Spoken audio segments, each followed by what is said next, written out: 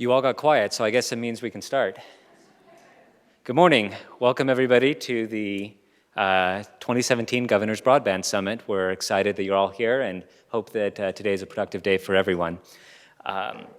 At OSIT, our mission is to coordinate the planning, mapping, and procurement of broadband services to ensure that hospitals, schools, libraries, clinics, and other communities are all connected to broadband at levels that meet the national standards. Today, our summit is, we're going to talk about our vision for broadband and how we want to be able to work and engage with each of you to make that vision a reality. To begin, I'd like to just take a moment to thank our sponsors of this summit, and without whom we wouldn't have been able to make this summit possible.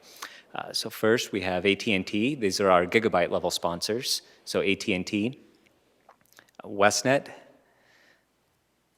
CenturyLink, and then we have our megabyte sponsors, Switch and WAN-Rack, and finally our kilobyte sponsors, Zayo and Renown. Please join me in giving a round of applause for these sponsors.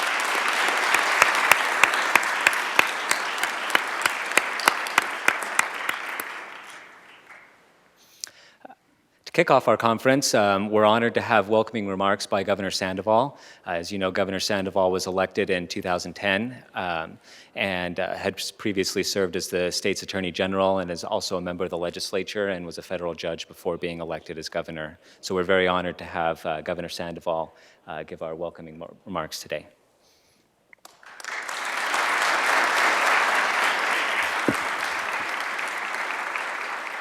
Thank you, Brian, and good morning, everybody. What a great way to start a Monday, huh? Yeah, no, I'm really excited to be here and really excited that we're holding this meeting in the room. And for those of you that are standing, feel free to sit down. I'm not going to be that long, but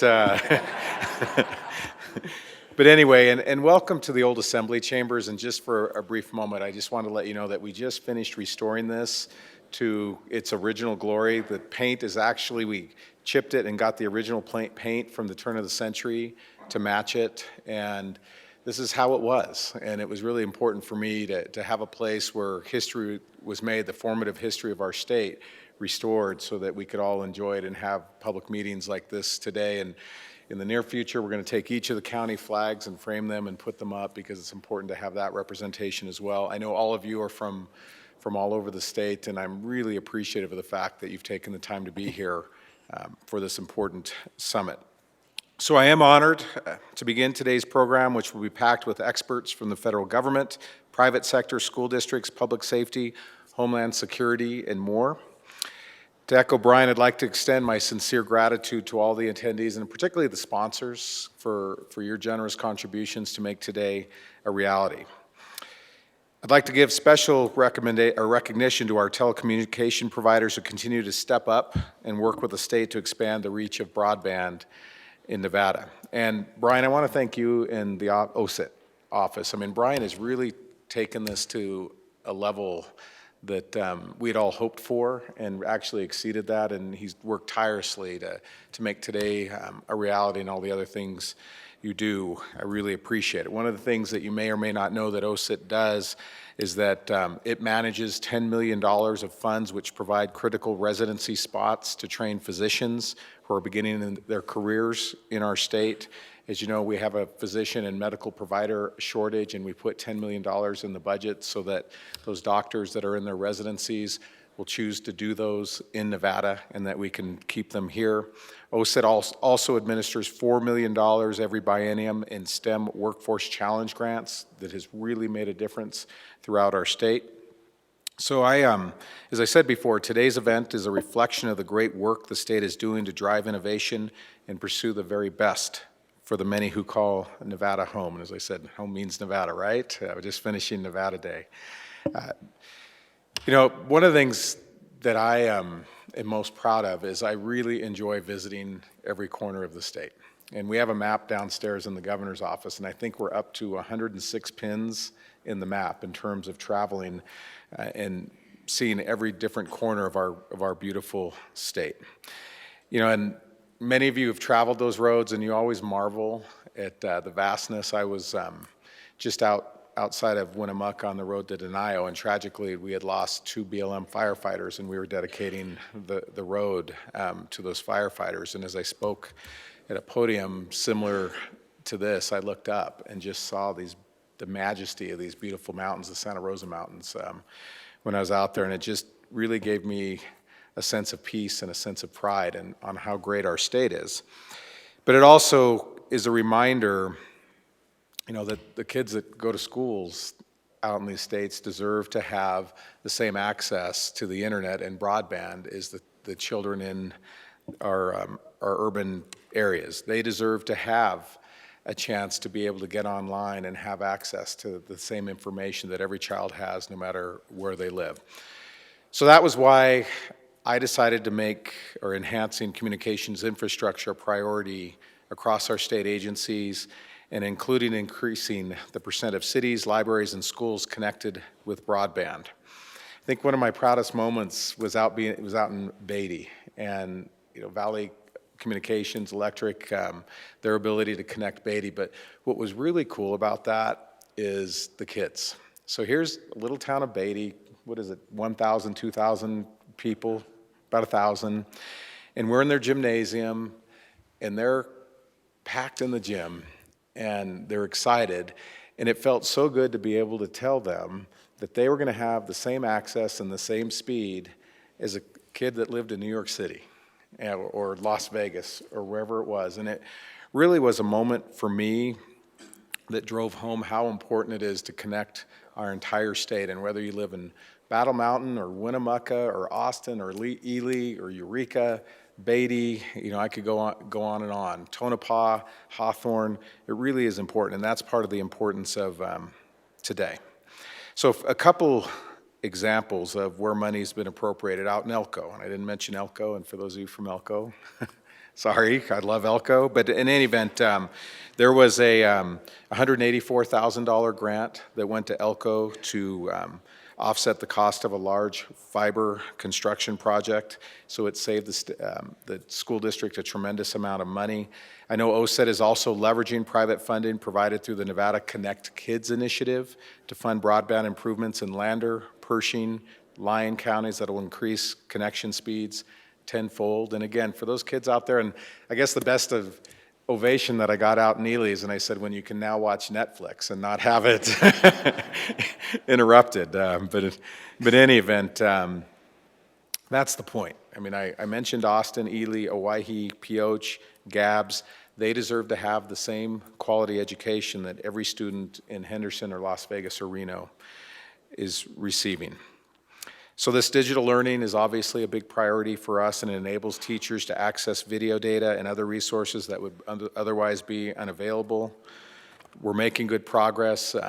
I see Bill Welch here with the Nevada Hospital Association. Where'd you go, Bill? I saw you. There you are, out of the corner of my eye. And telehealth is going to be something that is incredibly important, again, for people to have access to quality health care and not have to travel those long distances and have access to the physicians or the medical providers that we need. So I want to emphasize that the state fully understands that the success of our communities is tied directly to their broadband capabilities. That's why you have my and the administration's full commitment to remain active in applying for federal grants that fund telemedicine and broader community connectivity. For economic development, and I get letters. I got a letter from somebody in Ely, and they said, well, Governor, you're helping Las Vegas, and you brought Tesla for Northern Nevada, and you're doing all this. What about us?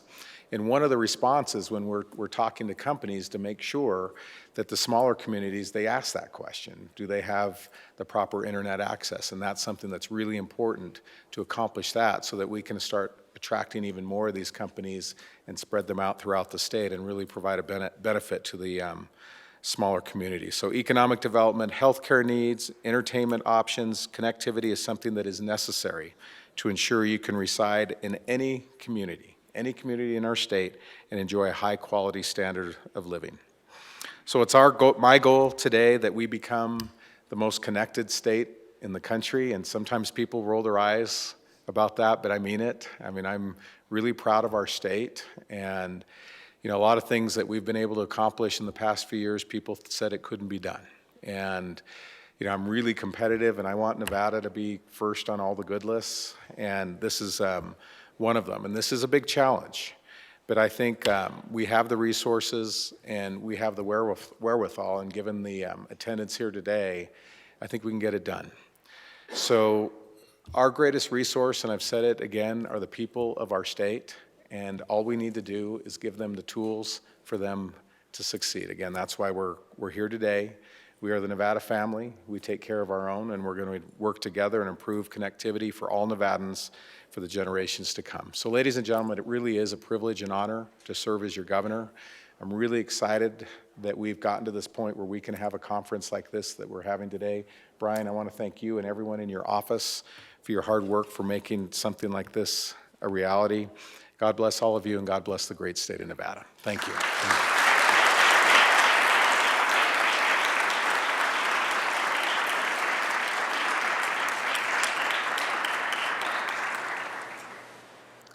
Thank you, Governor, for your welcoming remarks. Give me just a second, and then I'll pull up the. Okay. All right. Our next speaker is Education Superhighway CEO Evan Marwell. Evan is a serial entrepreneur from the Bay Area, has started multiple companies, and has since become passionate about connectivity and connecting kids with schools, and founded Education Superhighway, which is the leading nonprofit in the country dedicated towards connecting schools. In fact, one of the ways this all started was I was at a conference, an education conference, almost 2 years ago, and Evan was a speaker at the conference, and I hunted him down afterwards. I chased him down in the hallway, and I said, can you come and help us here in Nevada? And he said, absolutely, and since then we've had a really great partnership. So Evan is going to talk a few minutes about our partnership and where we can go from here. So we're very honored to have him here today. So let me pull up your presentation, and please give a warm welcome to Evan Marwell.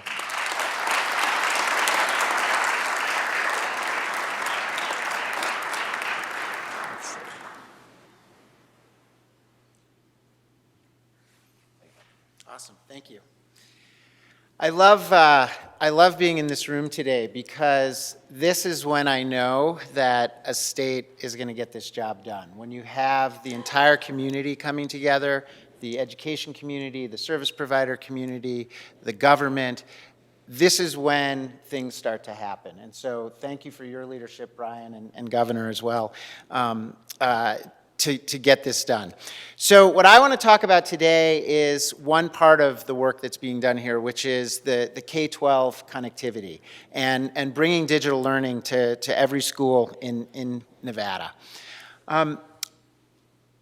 Education Superhighway is a nonprofit that I founded 6 years ago. Our mission is to put high-speed broadband in every public school in America. And we're doing this because we are great believers that digital learning is really a playing field leveler. It gives every kid, no matter where they live, the same opportunities, same educational opportunities, and opportunity to succeed in America. And so that's why we're so passionate about bringing digital learning to every school here in Nevada and across the country. And today we're working with governors in 46 states across the country. We have project teams in almost 30 of those states, and we're seeing incredible progress. Over the last 4 years, we've seen about 35 million kids across the country get the broadband they need for digital learning. And it's all because of the leadership of folks like Governor Sandoval, of the service provider community, and of folks even in Washington, D.C. Digital learning is making a huge difference in transforming education here in Nevada. More than half of the superintendents in the state have already signed the Future Ready Pledge. That's a pledge to bring digital learning to their classrooms. And it's terrific to see that level of engagement from superintendents. The governor's Nevada Ready 21 program is providing grants to enable middle schools and high schools to have one-to-one programs in their classroom, which are really important in terms of being able to provide that equal access to educational opportunity. And schools across the state are rolling out really innovative digital learning programs in their classrooms. For example, the Carson City School District has rolled out a personalized learning platform that does something that's incredibly important. It allows teachers to know which of their students every day have understood the material that they were supposed to learn the night before. Why is that critical? Well, if a teacher understands which students might need a little extra help before they move on, they can make sure the whole class is moving on with them instead of a few people being left behind. Really critical stuff. It's also happening up in George Whittle High School in Douglas County. There, they were able to recently get a gigabit connection to their high school, and it's allowing them to offer courses in STEM and computer science that they couldn't offer before because it's making distance learning and collaborative learning available. So here in Nevada, we're already seeing the benefits of high-speed broadband in schools across the state. So what do we have to do to make sure that we can do that for the rest of the state? Well, there really are three things.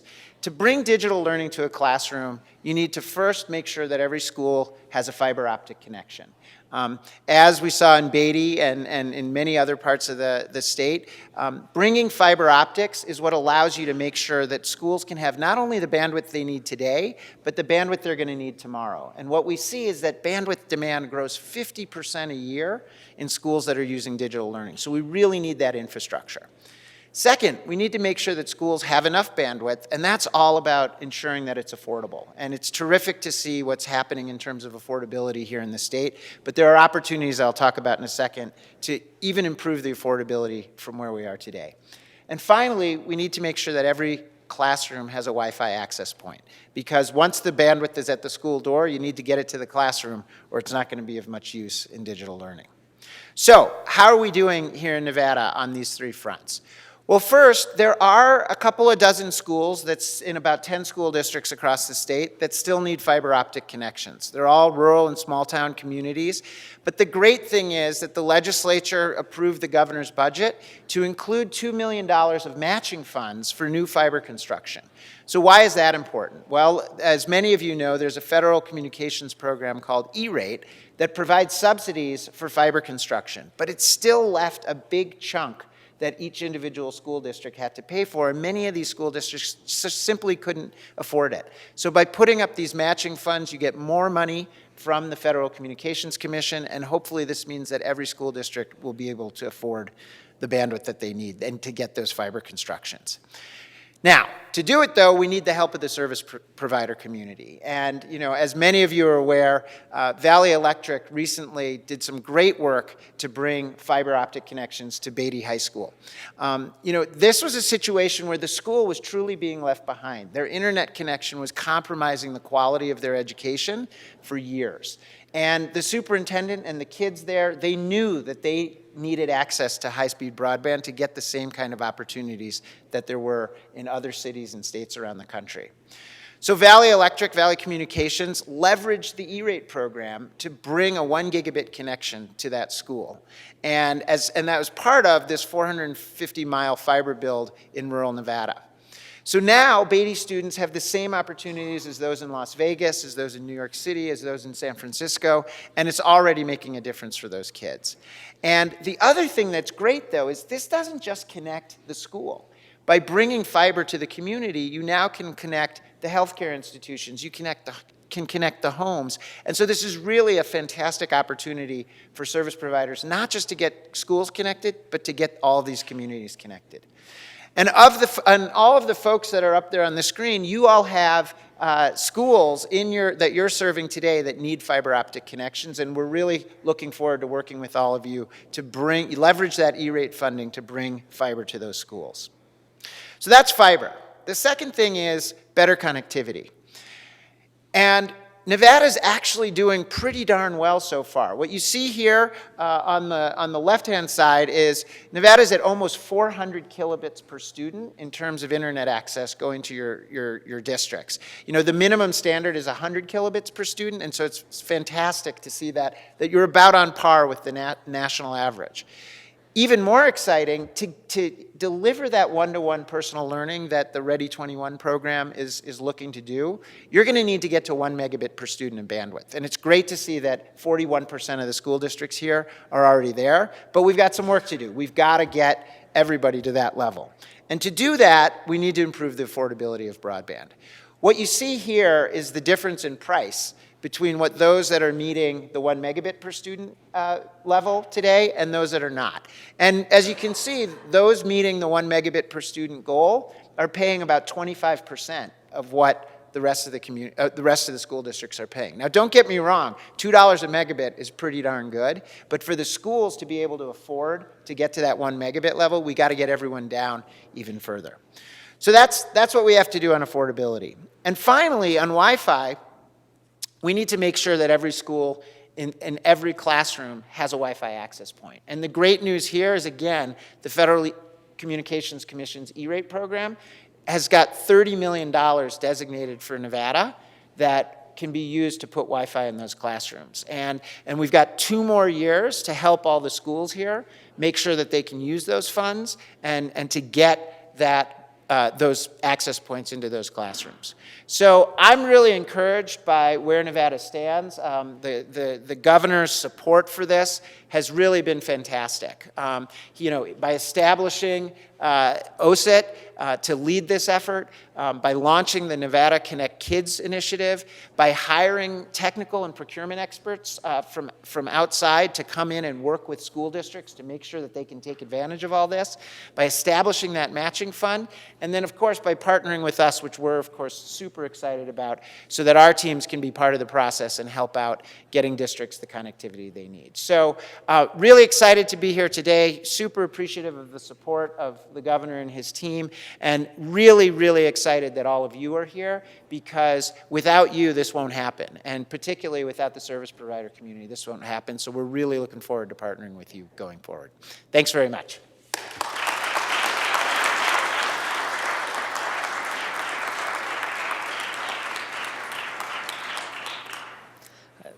Thank you, Governor, and thanks, Evan, for your remarks today. I'd like to now excuse the governor to his other duties, and also, Evan, I believe you have to catch a flight. So thank you both. Let's have one more round of applause for our 2 speakers.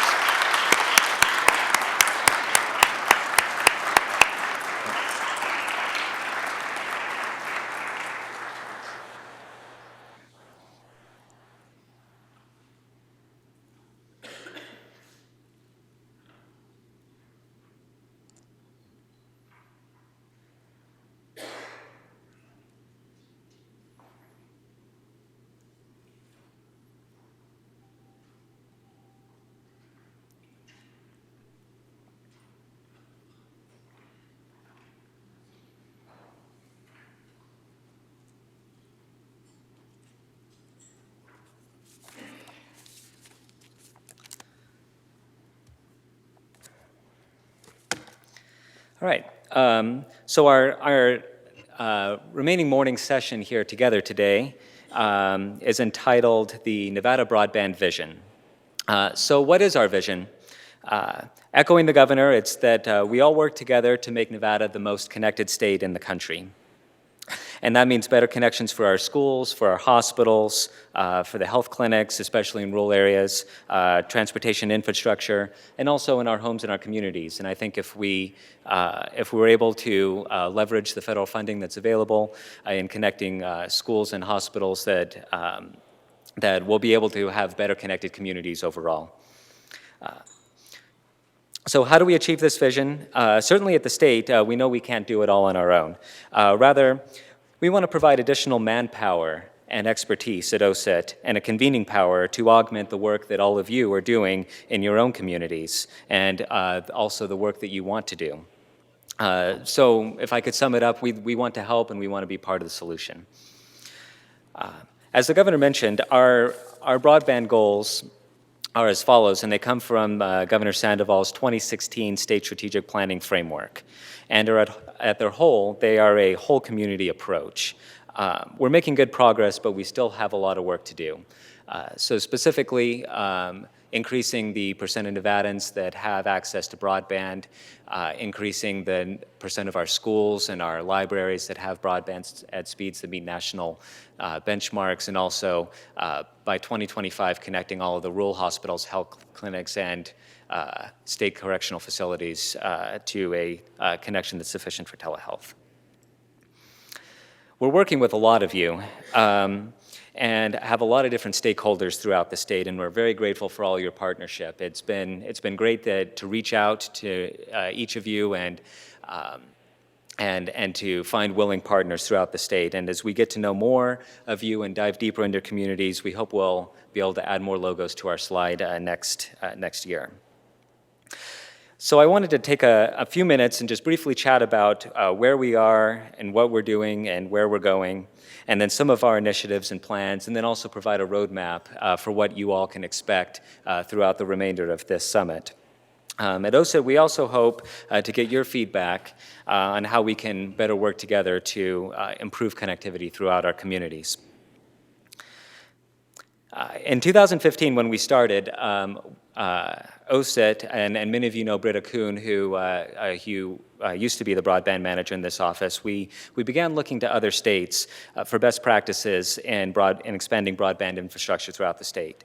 That search and the research efforts by the office and with the help of our broadband task force culminated in a report to the governor. It was recommended that we adopt a dig once, joint trenching, and fiber trading policies, and then partner with private telecommunications providers to expand broadband access. These are successful policies that have been implemented in other states, and we were confident that we would be able to implement them here. Those recommendations were incorporated into SB 53, which received unanimous votes in both chambers of the legislature and was signed by the governor. In the just 6 months since this bill was signed, we're already seeing that the new policies in this legislation are benefiting telecommunications providers as they work to expand their fiber infrastructure. So for those of you who are more interested in an in-depth conversation about SB 53, including the timelines associated with the bill, the work of the Nevada Telecommunications Council, and other aspects, we have a dedicated breakout session on this topic at 11:30. Our research also led us to focus on kids for the next 2 years, and that culminated in the Nevada Connect Kids initiative, which the governor announced in his State of the States address. As we looked to other states, especially Arizona, we saw a model that seemed to be working, and working particularly for rural schools. These schools provided personalized assistance to their school districts, and these states helped their school districts apply for federal broadband funding to build out their networks. So the Nevada Connect Kids initiative has 4 objectives. And I'd like to be clear that while we have a focus on connecting schools and drawing down more federal funding, it doesn't mean that we'll be neglecting the rest of the community, and certainly have efforts and plans in place to leverage all of our efforts into greater community connectivity. I'd like to take a moment and again thank our partners at Education Superhighway who have helped us plan the Nevada Connect Kids initiative and also helped us hit the ground running.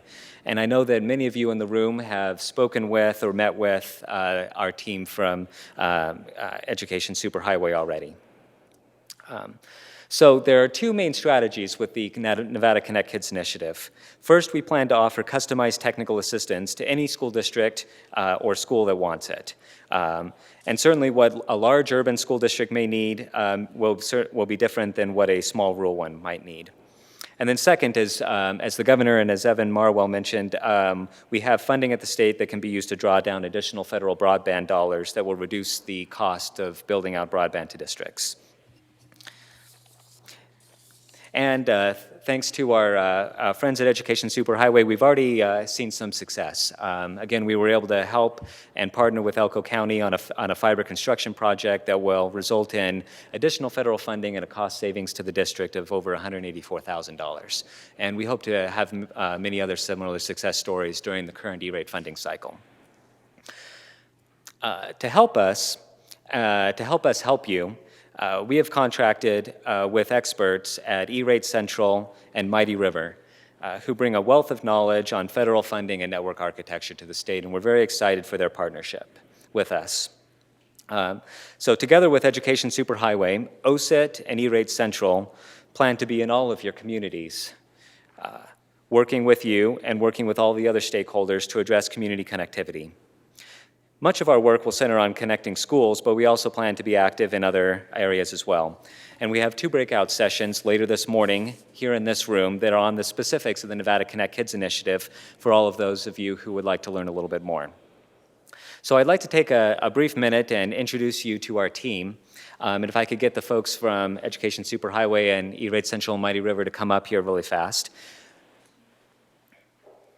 I'll have them each just give a very brief 30-second introduction as to who they are, what role they play, and what experience they've had doing these things in the past. So, Eric, do you want to start? Hi.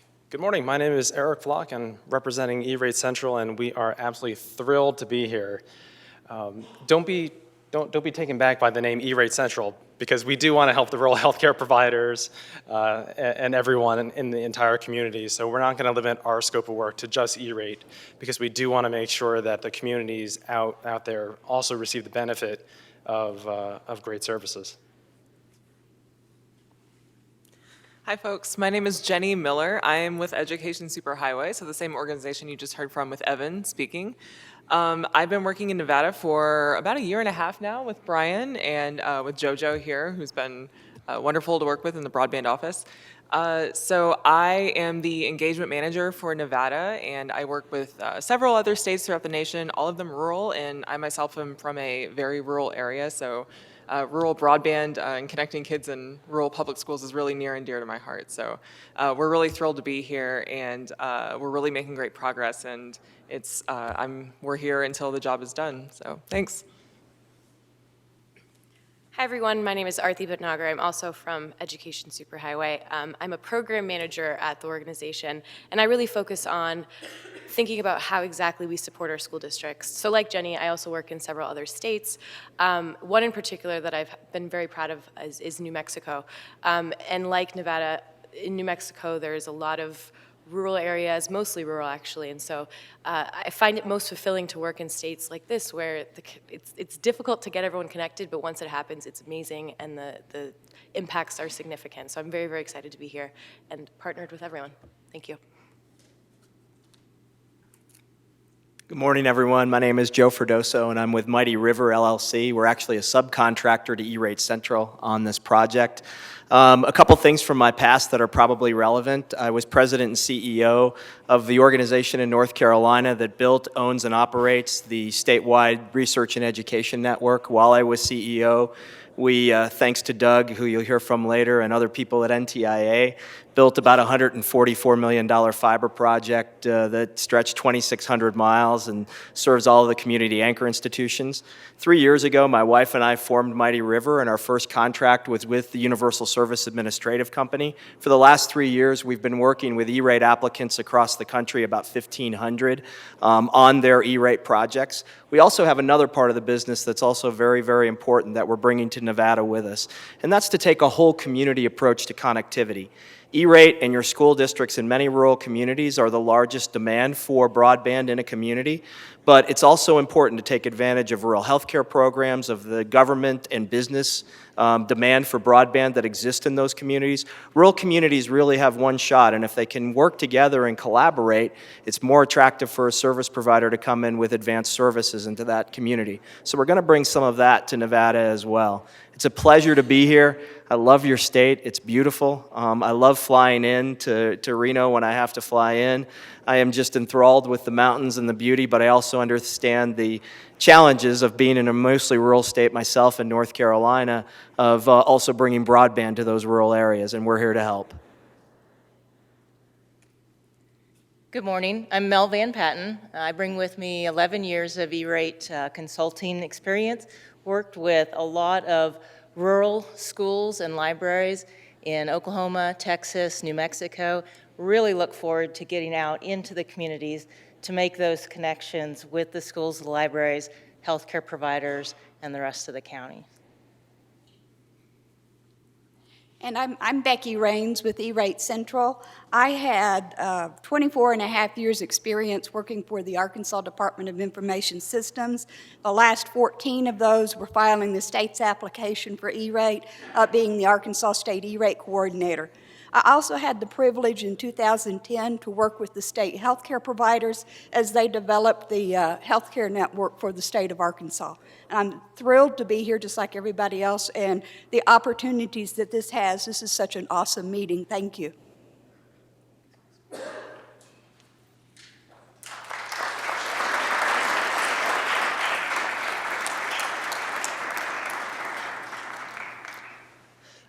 Now I'd like to introduce the final member of our team, and I think she's one that most of you know. JoJo Myers came on board in May of this year when Britta Kuhn retired and really hit the ground running, and I don't think she's stopped since then.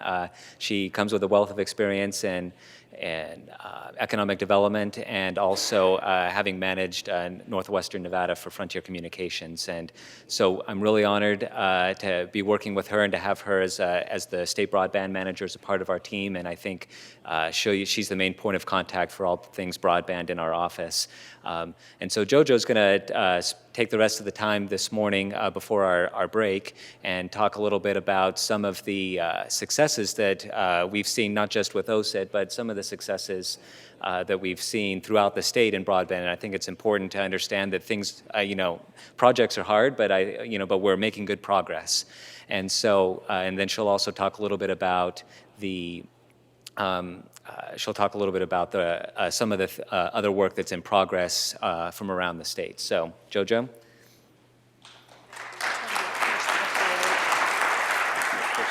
This one? Okay. Thank you, everyone. I really appreciate everyone being here. And I see a lot of faces that I have worked with in the past, which is really, really great.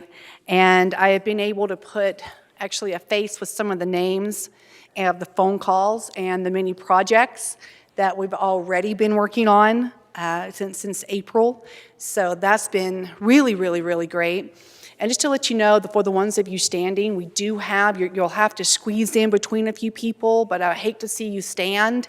Please find a seat. It's just, you're welcome to stand, but we do have plenty of seats. You can take mine right up here if you want. There we go. So, perfect. Go ahead. Come forward.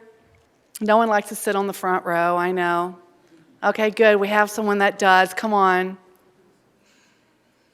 Okay, perfect. So I do apologize that we were not able to have coffee for you. I know it's early, and we used to be able to have food and beverage in the Capitol. I'm really not too sure where all of that ended. I would have coffee for you. Actually, if I could, I would love coffee right now. I did see some of you brought yours in. God bless you. I should have put my order in with you for that. But we do have water.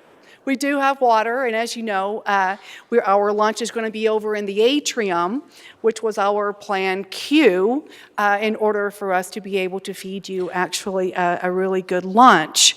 So I do appreciate, and I do want to reiterate what Brian has said as far as thank you so much to our sponsors. Thank you CenturyLink and AT&T and WestNet, and thank you Switch and WANRAC, and thank you for Renown and the goodie bags, and thank you, Zayo. I really do appreciate you. Thank you.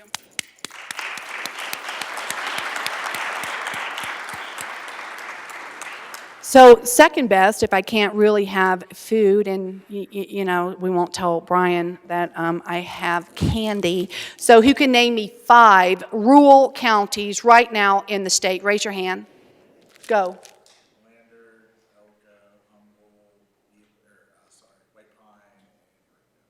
Was that 5? Okay, there you go. All right. Okay, someone name me 5 providers in this state, and I'll give you some Butterfingers. Raise your hand. Go.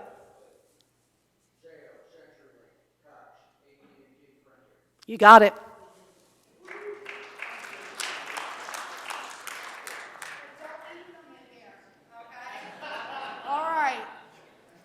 Let's not do that. Now, we also have a business card drawing. Please, if you haven't, when you leave, do. I have more candy I do want to give away.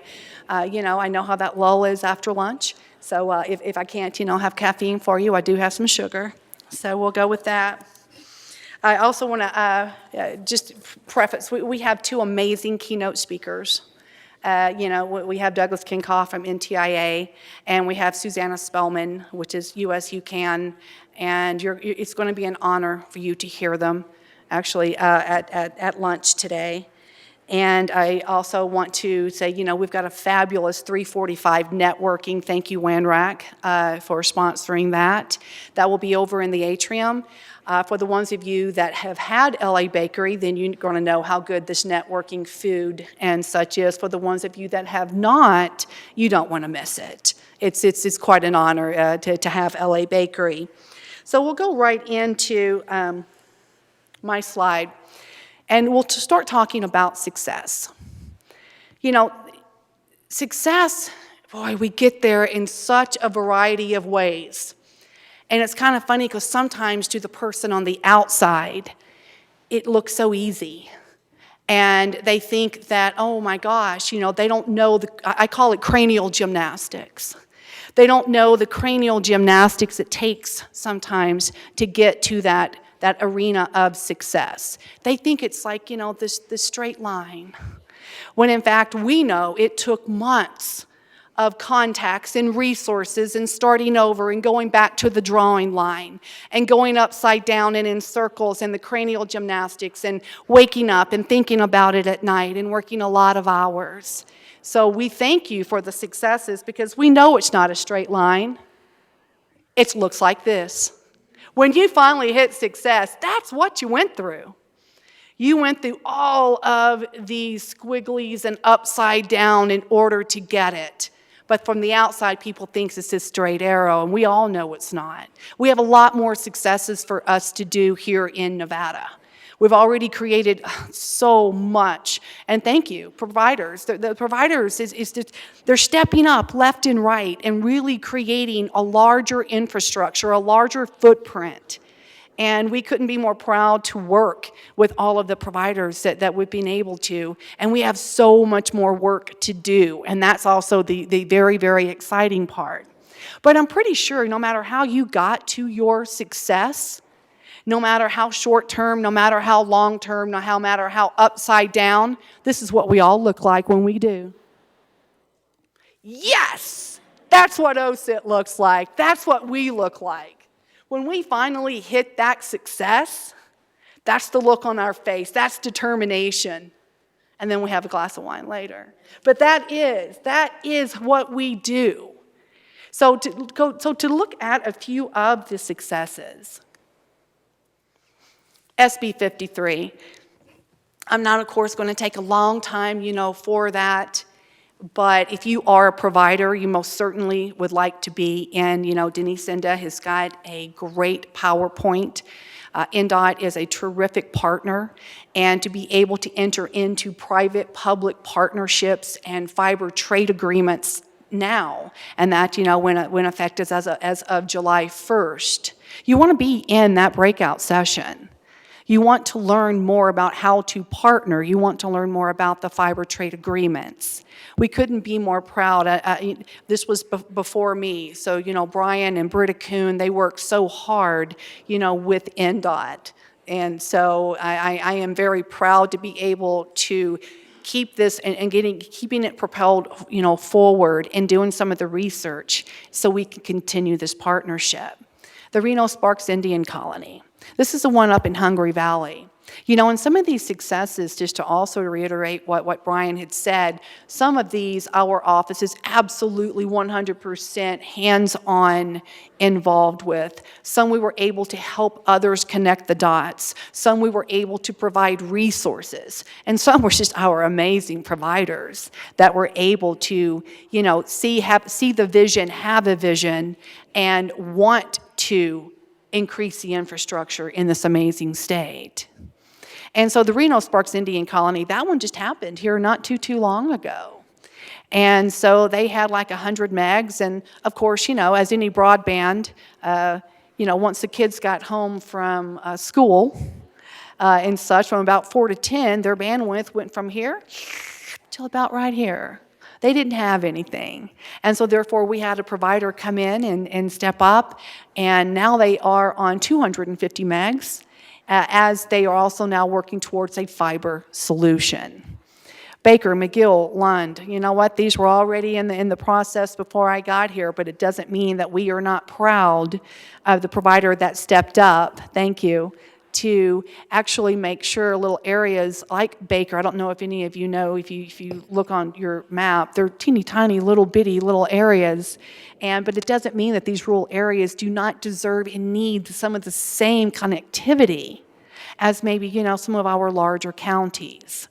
The Dayton schools in Lyon County, all now on fiber. And this is, you know, if you've been to Dayton, they're all in a row, the elementary school, the junior high, and the high school. Well, they now all have fiber in between them with the comm hut right in between, right there. And they're future-proofed. So as needs grow, as the students and all of the attendees grow, as digital learning grows, as distance learning grows, they're going to be able to expand as well. Eureka County, all of the county, the city, they are actually on an expanded, and they have actually, there is another project that's actually presently going on with that. Crescent Valley, they were able to turn, and again, thank you, they were able to turn Crescent Valley up in Eureka. If you know where Crescent Valley is, it's about 20 miles south of I-80. And the schools there still needed good connectivity. And so therefore, that school now, I believe, is on 50 megs. You turned them up from 20 to 50 megs. So again, a huge success. Sometimes these schools, you think of someone like Clark or Washoe, and Douglas is super well connected, and Carson's, you know, not too bad. Churchill is really good, you know, good and connected.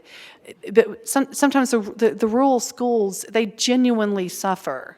They genuinely do not have the same opportunities, even though it's the same thing for all students. You know, what one public school has to accomplish in order for their seniors to graduate, all of the testing that has to happen. And I don't care if it's an elementary school, a junior high school, or a high school, it all needs to happen. And so therefore, being able to connect some of these rural schools is crucial. And so therefore, we want to make sure that we keep working with the providers that are really making a difference. Virginia City High School. Virginia City just recently, just over the last couple of months, they actually had a fiber that was ran aerially all the way through. Some of it actually was trenched. They actually have now a microwave shot from equipment sitting from the high school that's actually now to the junior high and to the elementary school, as well as one of their other off-site locations outside of Virginia City. Because Story County, I mean, if you're over there, you know, by the Tahoe Renal Industrial Center, you're sitting pretty good. But if you're sitting over there in Virginia City, you haven't been sitting pretty good. And so therefore, you know, they're going to be looking actually, you know, for a fiber solution as well. But now they have actually been able to increase. And then Beatty, we have the privilege of being able to go to Beatty because they're the first county, and I don't know if you've ever been to Beatty. It was actually my first time being to Beatty. They were the first fiber to the premise.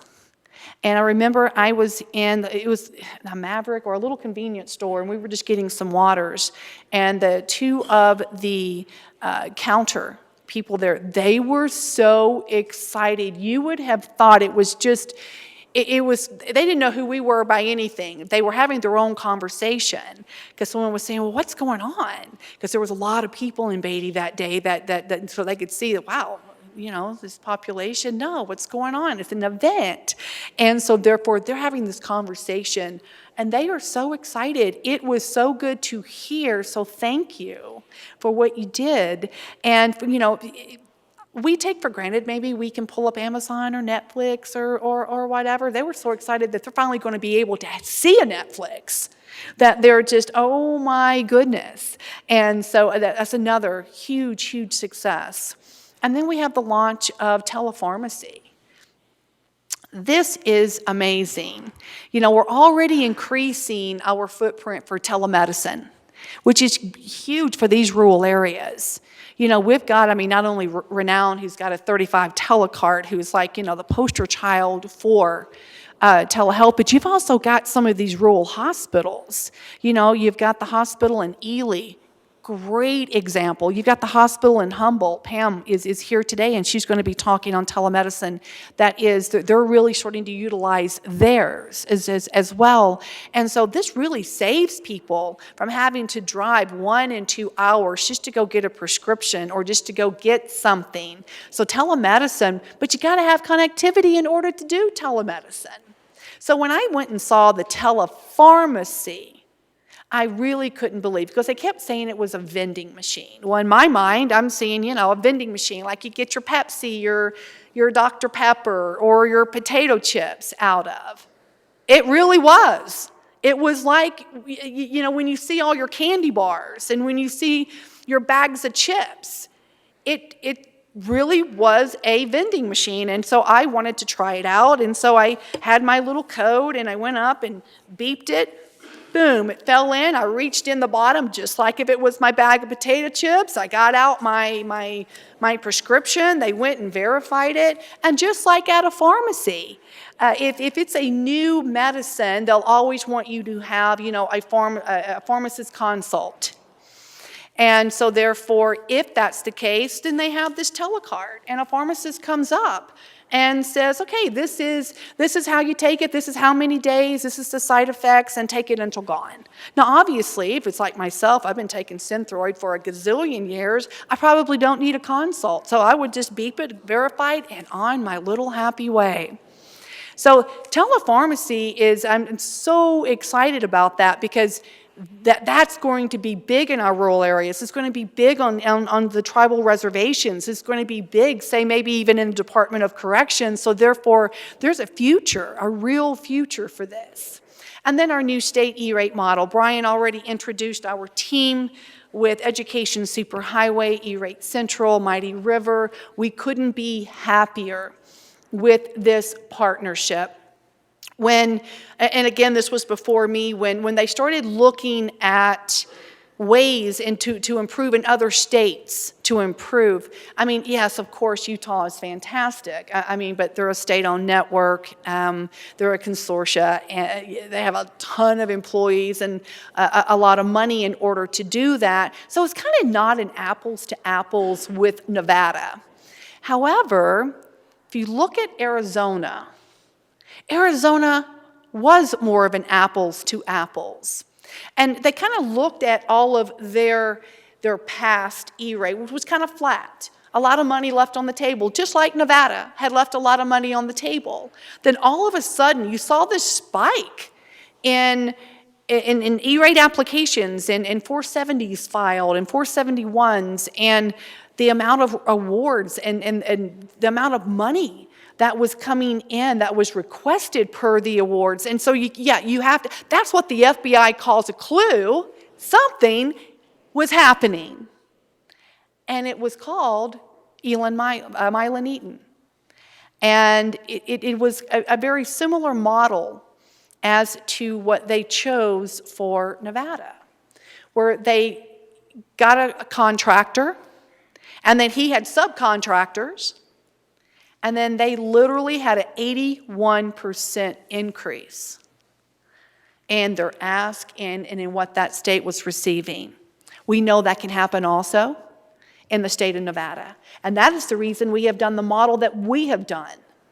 We want to make sure with E-rate Central and Mighty River that we are out there. We're knocking on the doors of these rural areas. Because you know what? I was calling a lot of the rural, the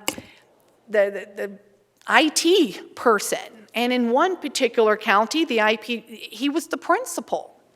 So when I asked, well, when you say you're the IT person, kind of what does that really mean? And he goes, okay, well, really, I just undo paper jams. Okay, so they didn't really have, you see, the expertise. So you're not going to file for something if, one, you don't have the expertise to do technical writing. You're not going to file and engage in something if you have no idea how to do a technology plan. And even though today you don't have to file that technology plan with E-rate, well, you still have to have one, otherwise you have no idea what to ask for. And so therefore, we have a team that can put all of that together. We have a team now that can increase our ask and can increase the schools and can increase the connectivity and really make sure all of this is being pulled together. We couldn't be happier because this has already worked, and we know it's going to work here too. The other cool part about this team, and it's what Eric Flock had said, is don't get stuck on the schools, because we take a whole community approach. We sit down with the tribal reservations. What do you need? What can we do? We sit down with the hospitals and the small clinics. What do you need? What can we do? We sit down with key stakeholders. We sit down with other anchor institutions. We sit down with commercial business. What do you need? What can we do? We try to bring the people together, the partners together. We try to, what I call, connect the dots. So we can start bringing in a whole community approach. Because if we're bringing in connectivity for one, I can pretty well guarantee you there's a really good chance that there's going to be others that's going to be able to benefit from that as well. So there's no sense in constantly recreating the wheel when we can all partner and create something bigger and much, much better. Millimeter wave. That is something that some of our providers is having wonderful success with in this state. I'm not going to go into what that is. I actually had to be schooled by Ken Johnson as to actually what that was, and he did everything but probably draw me a diagram on that. So thank you actually for that. Your explanations were fantastic, because I wanted to know, okay, so how is this working? And so he went, what was dense, what was core. It was fantastic. But I know CC, I know VEA, and I know others. I know Zayo. They are working with this technology. And radio today is not what radio microwave used to be. So we've got some other technologies that's really working for us. Then let's look at some of our projects. Well, we've got the OSIT grants.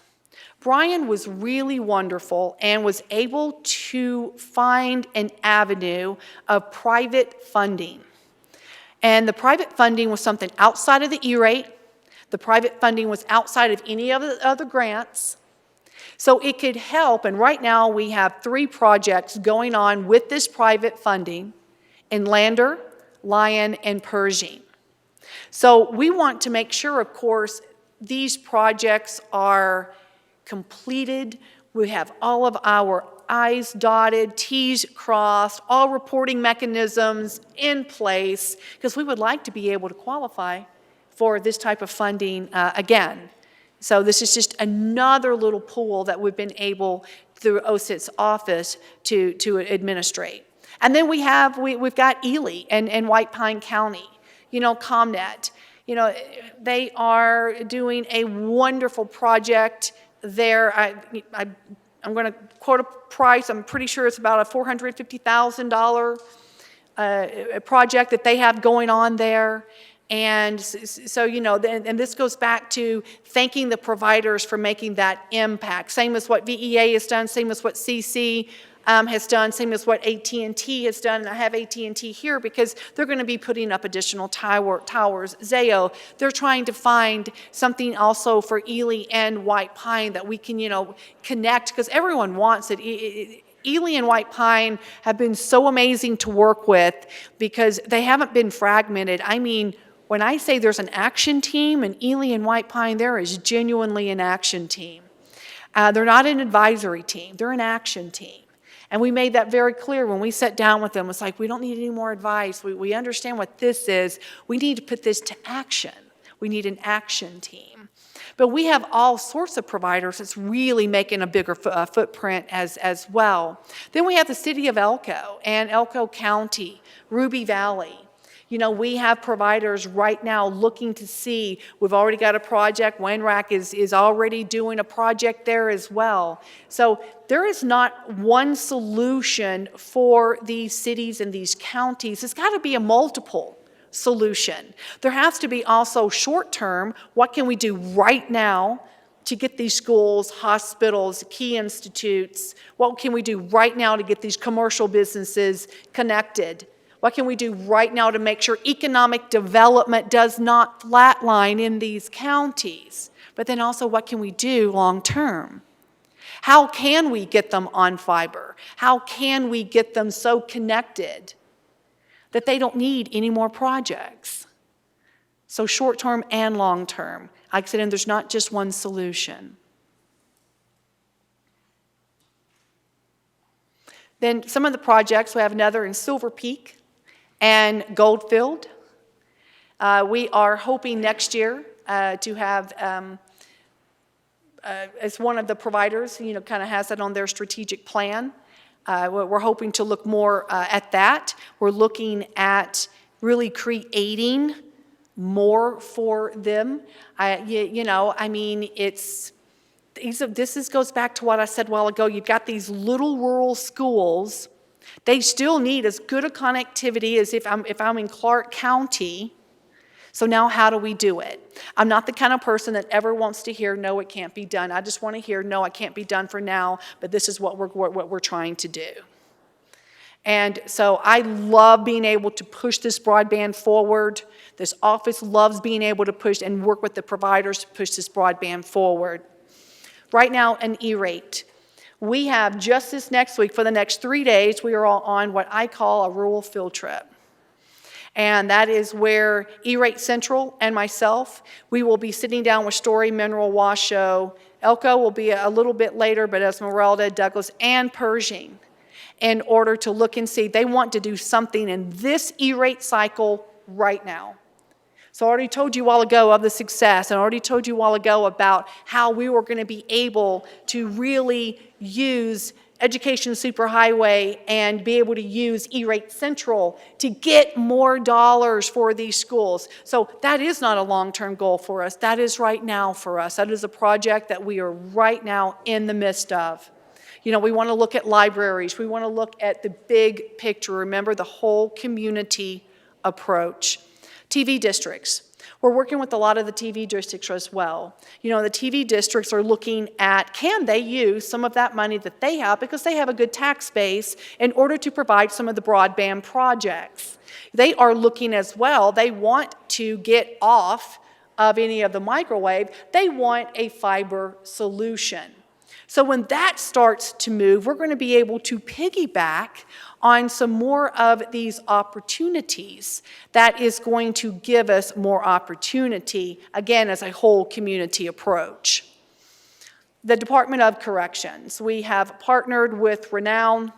Thank you, Kurt. Thank you, Corey. We have partnered with EATS. Ken Adams, I'm not sure if he's here. We have with Robin is here, I know, thank you. I don't know if Stephen is here, but we are partnering because we understand and we see the cost of what the Department of Corrections has to spend presently to transport their inmates, maybe just for a court date, maybe just for a simple health consult. You know why? Because they don't have the connectivity in order to really have a robust telehealth. So one of the things we looked at actually was Boulder City Hospital. They have just like a little 10-bed unit, and it's behavioral health. And everyone there pretty much is court appointed. There's a couple that is voluntary. But we're talking just 10 beds. And they were doing 1 transport a week. And these were just to a court appearance to say, yes, yes, hi, yes, we're all good, I'm good, this is that. So do you know, by getting a teleconferencing that they have there, this 1 10-bed unit, this gives you an idea of how this can really be multiplied to the Department of Corrections and any of the other rural areas. They are saving $113,880 a year.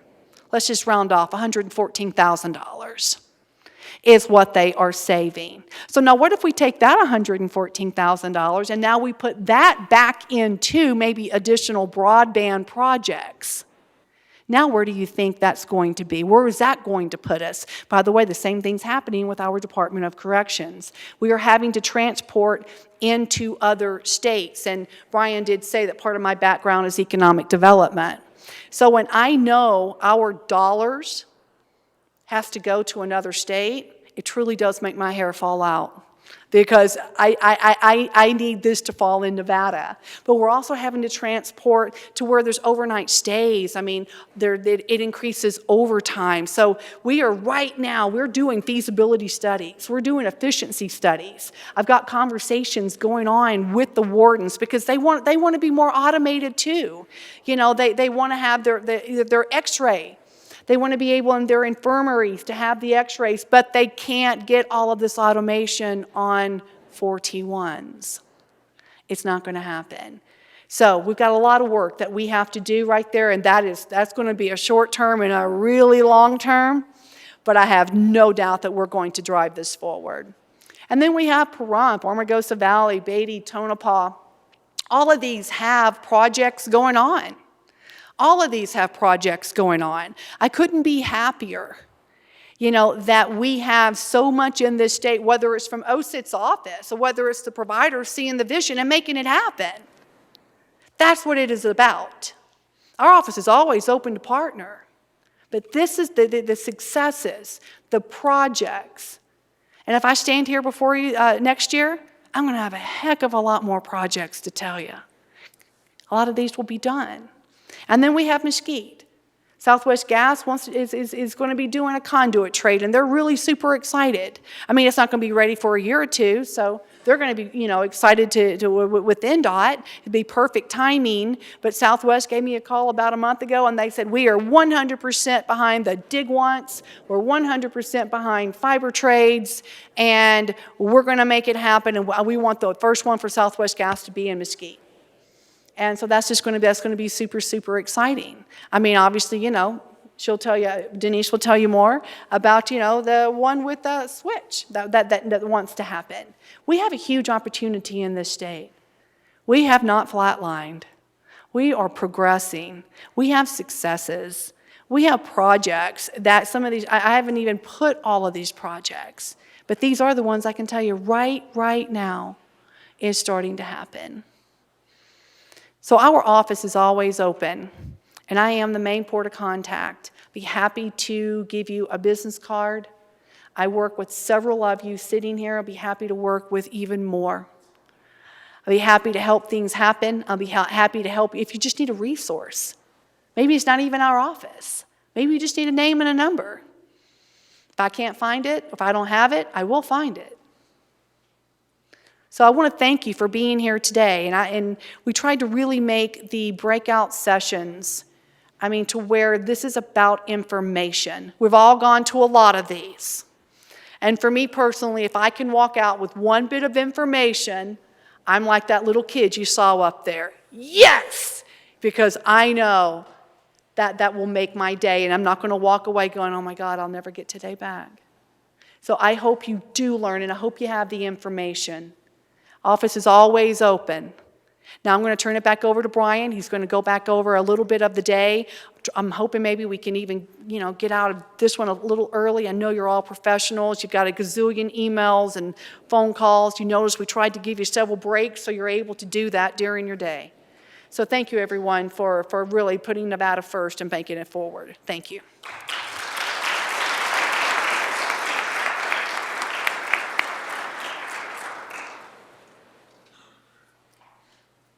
Okay, thank you, JoJo, for that overview. And again, I think your successes are all of our successes, and we want to make sure that we continue to add to our success list. So we're about to take a break, but before we do, let me just paint a quick picture for you on how the rest of the morning will go before lunch. So from 10:30 to 11:15, we have 3 concurrent breakout sessions. One will be in this room. And then the other 2 will be in the Supreme Court room and the Gwynn room. So if you go back towards the stairs, in between the stairwells, there's a hallway. Take a left. The Supreme Court is the first door on your right. And then the Gwynn room is further down the hall. So here in this room, if you'd like to learn more about the Nevada Connect Kids Initiative, available E-rate technical support from our office, and how to take advantage of the funding that we have available for connecting schools, stay in this room and you'll get to hear more from our partners with E-rate Central, Mighty River, and Education Superhighway. If you're interested in telemedicine, we have a great breakout session with folks from Renown, Humboldt General Hospital, and Inchi, and that'll be down in the Supreme Court room, which will be the first door down that way. Then our third session is on cybersecurity. How does the state protect itself from potential attacks? How do we respond to cyber threats? We have 3 excellent presenters there, and that'll take place in the Gwynn room at the very end of the hallway. After a 15-minute break, we'll reconvene at 11:30, and there will be 3 more breakout sessions in each of the 3 rooms. We'll continue the conversation here on E-rate and dive in a little bit deeper into the 470 and 471 process, into procurement strategies and best practices there. So that'll be a session specifically targeting school funding, and that'll be here in this room. If you're interested, as I mentioned before, in learning a little bit more about what the state's doing with SB 53, fiber trading, and other Dig Once policies, we'll have a breakout session in the Supreme Court, in the old Supreme Court room, which is just down the hallway and on the right, and that'll be at from 11:30 to 12:15. And then finally, if you're interested in telepharmacy, JoJo teased that one out a little bit. We have a live demonstration set up for you down in the Gwynn room, and our friends from the Pyramid Lake Paiute tribe are going to put that demonstration on for us. So that'll take place from 11:30 to 12:15. At 12:15, then, we will break for lunch. And as JoJo mentioned, we don't eat in the Capitol, so we'll head across the Capitol grounds to the atrium of the Library and Archives building. So what we'll do is go back down the stairs, and then you'll take a left, or a right, I guess, but we'll go out the back of the Capitol in this direction, and just walk across the courtyard. There will be some signs pointing you in the right direction, and we'll go into the atrium where we'll have a lunch, and then get to hear from our fabulous keynote speakers. So again, we're grateful that you're here and hope that, you'll be able to find something helpful in this conference. So we'll take a break and then reconvene at 11:30. Thank you. 10:30.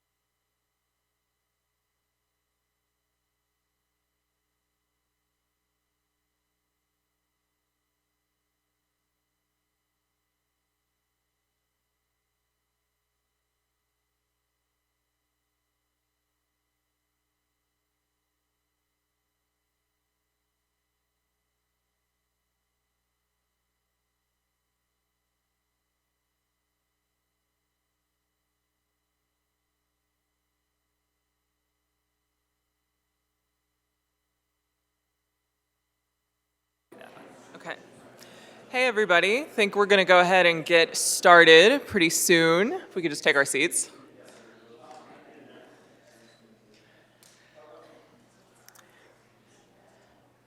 Thank you, thank you. And actually, while we're sitting down, I have a question for all of you. Show of hands in here, who in here, put your hands up, has school-aged children at home? Raise your hands, quite a few, okay. Sure, why not? Or why not? Okay, all right, everybody keep your hands up, raise your hands. Okay, so school-aged children, your hands, keep your hands up. And now also put your hands up if you have or will have school-aged children in the next 4 or 5 years. You put your hand up. And you put your hand up, Brian, for sure. You put your hand up 3 times. Okay. All right, so quite a few. So probably not a newsflash to anybody, but classrooms have changed a lot in the last 15, 20, 25 years, right?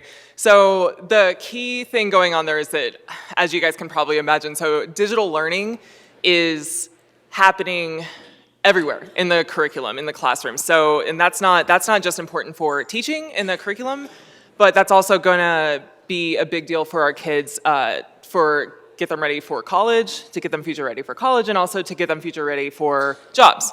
Good jobs in the future, STEM jobs, whatever, what have you, coding jobs, you know the whole deal. So what that takes us to is that means that for our states, it's gonna be really critical that we get solid amounts of investment in both broadband infrastructure and internal networking infrastructure. So what that brings us to is, as Brian talked a lot about this morning, was the Nevada Connect Kids initiative. So that's what we're gonna talk about today. So that is what brings us here. So who are the Connect Kids initiative? So Brian already talked a lot about OSIT today. So Jojo was our speaker earlier. So Brian and Jojo, wave guys.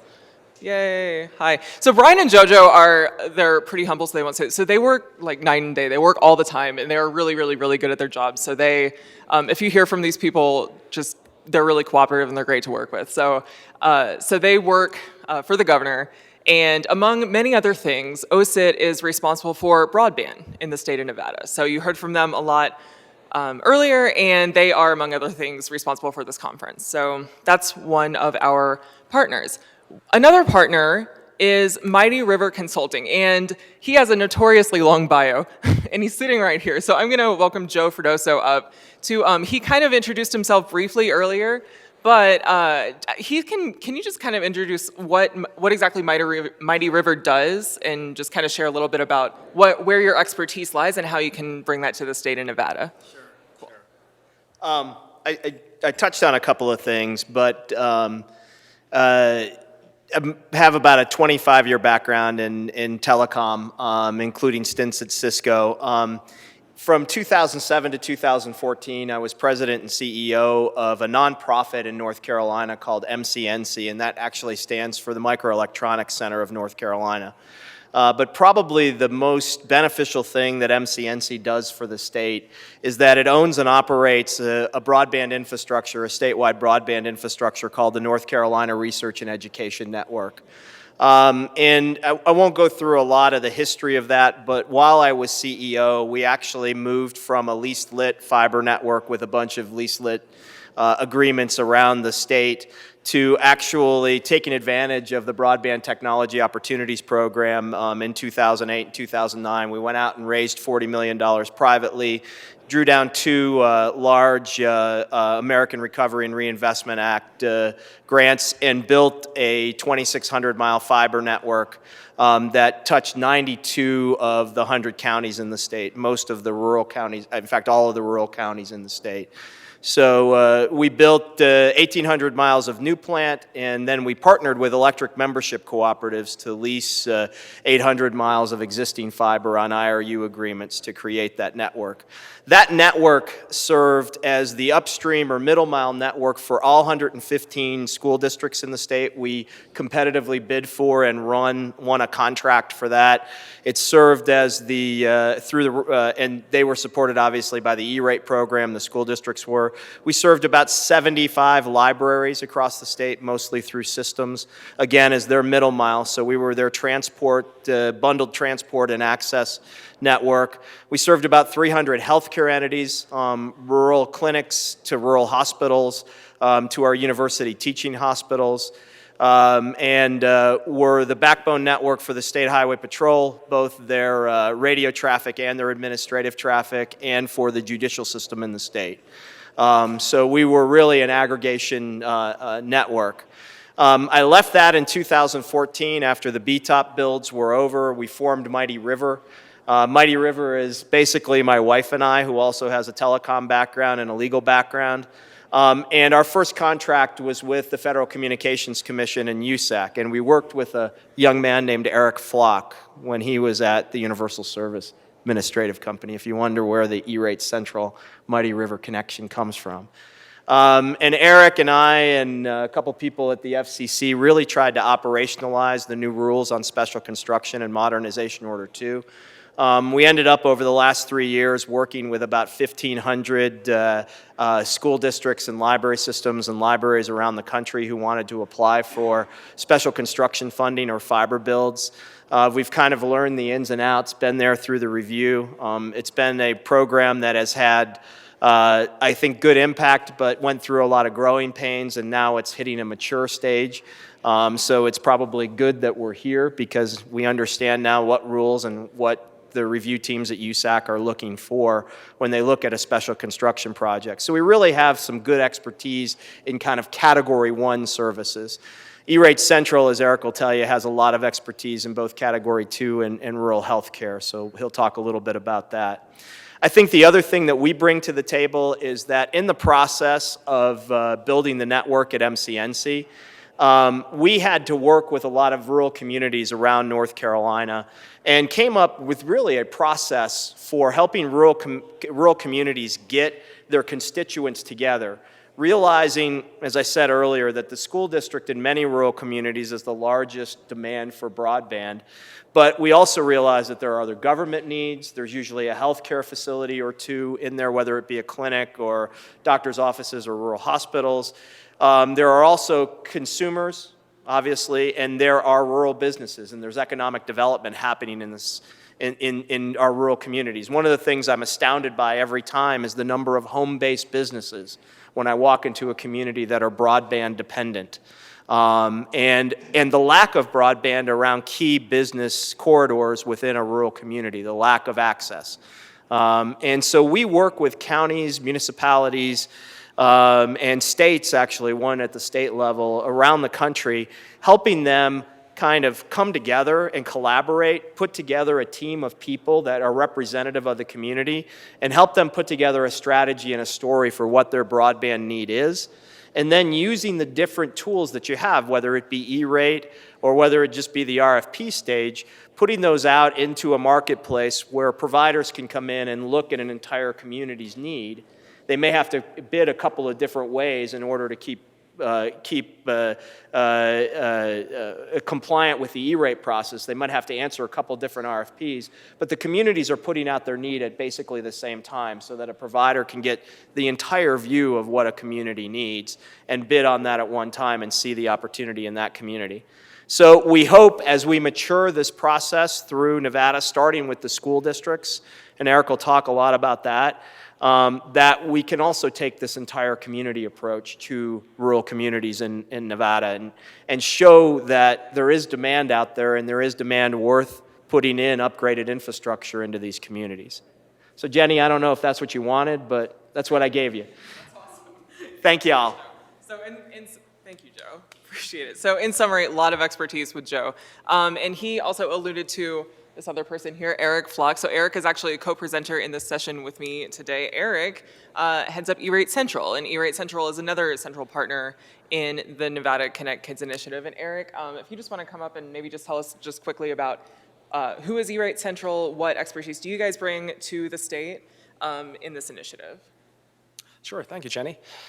E-Rate Central was founded at the inception of the program. One of the owners was at an FCC meeting, and then someone said, hey, there's going to be this program. It's going to be really easy for schools and libraries to get lots of money. And the light bulb quickly went off, and he said, okay, this is what I'm going to do. So he started this company called E-Rate Central back in 1998 out of the basement of his house, and built it up to a company that spans nationwide. We have offices in New York, in North Carolina, Arkansas. So we're spread out, but we are going to have a huge on-site presence here in Nevada. So we are coming pretty much every month, so we can have in-person meetings to hear exactly all the challenges firsthand and not just through the telephone. So don't be surprised if you see our faces, even though I'm from New York and Mel is from North Carolina and Becky's from Arkansas. So we are going to be around, and we're always going to be available as a resource. My background, actually, as Joe was talking about, was that I used to work for USAC, the administrator of the E-rate program. And for 9 years, I was working at the Schools and Libraries Division in DC at that nonprofit. And prior to that, I was working at USAC's contractor. So I was actually reviewing applications as a temporary employee, calling up districts and saying, hey, show me your phone bill. I want to make sure that you're asking for the right amount or that your discount's right. So I have a long length of E-rate history behind me, as does E-rate Central. We have other projects, statewide initiatives. So Arthea mentioned New Mexico, and we're working closely with them in New Mexico. And there have been lots of successes that we hope to leverage with this project here. Sure. Thanks, guys. So in summary, a lot of expertise coming into the state, and I'll talk about this a little more, but one of the key strategies that we have to achieve the goals with the Nevada Connect Kids initiative is bringing in this expertise to be available to districts. And so finally, to fill out the little blank spot on the slide, is Education Superhighway. So my name is Jenny Miller, and Education Superhighway is my organization. So we are a national nonprofit. So if you heard Evan speak earlier, so that's our founder and CEO. We exist to bring high-speed broadband to every public school, K-12 nationwide. So we're philanthropically funded through Mark Zuckerberg and the Ford Foundation. So we exist just for the sole purpose to bring high-speed broadband to kids, to level the playing field regardless of income and zip code. So it's something we feel very strongly about.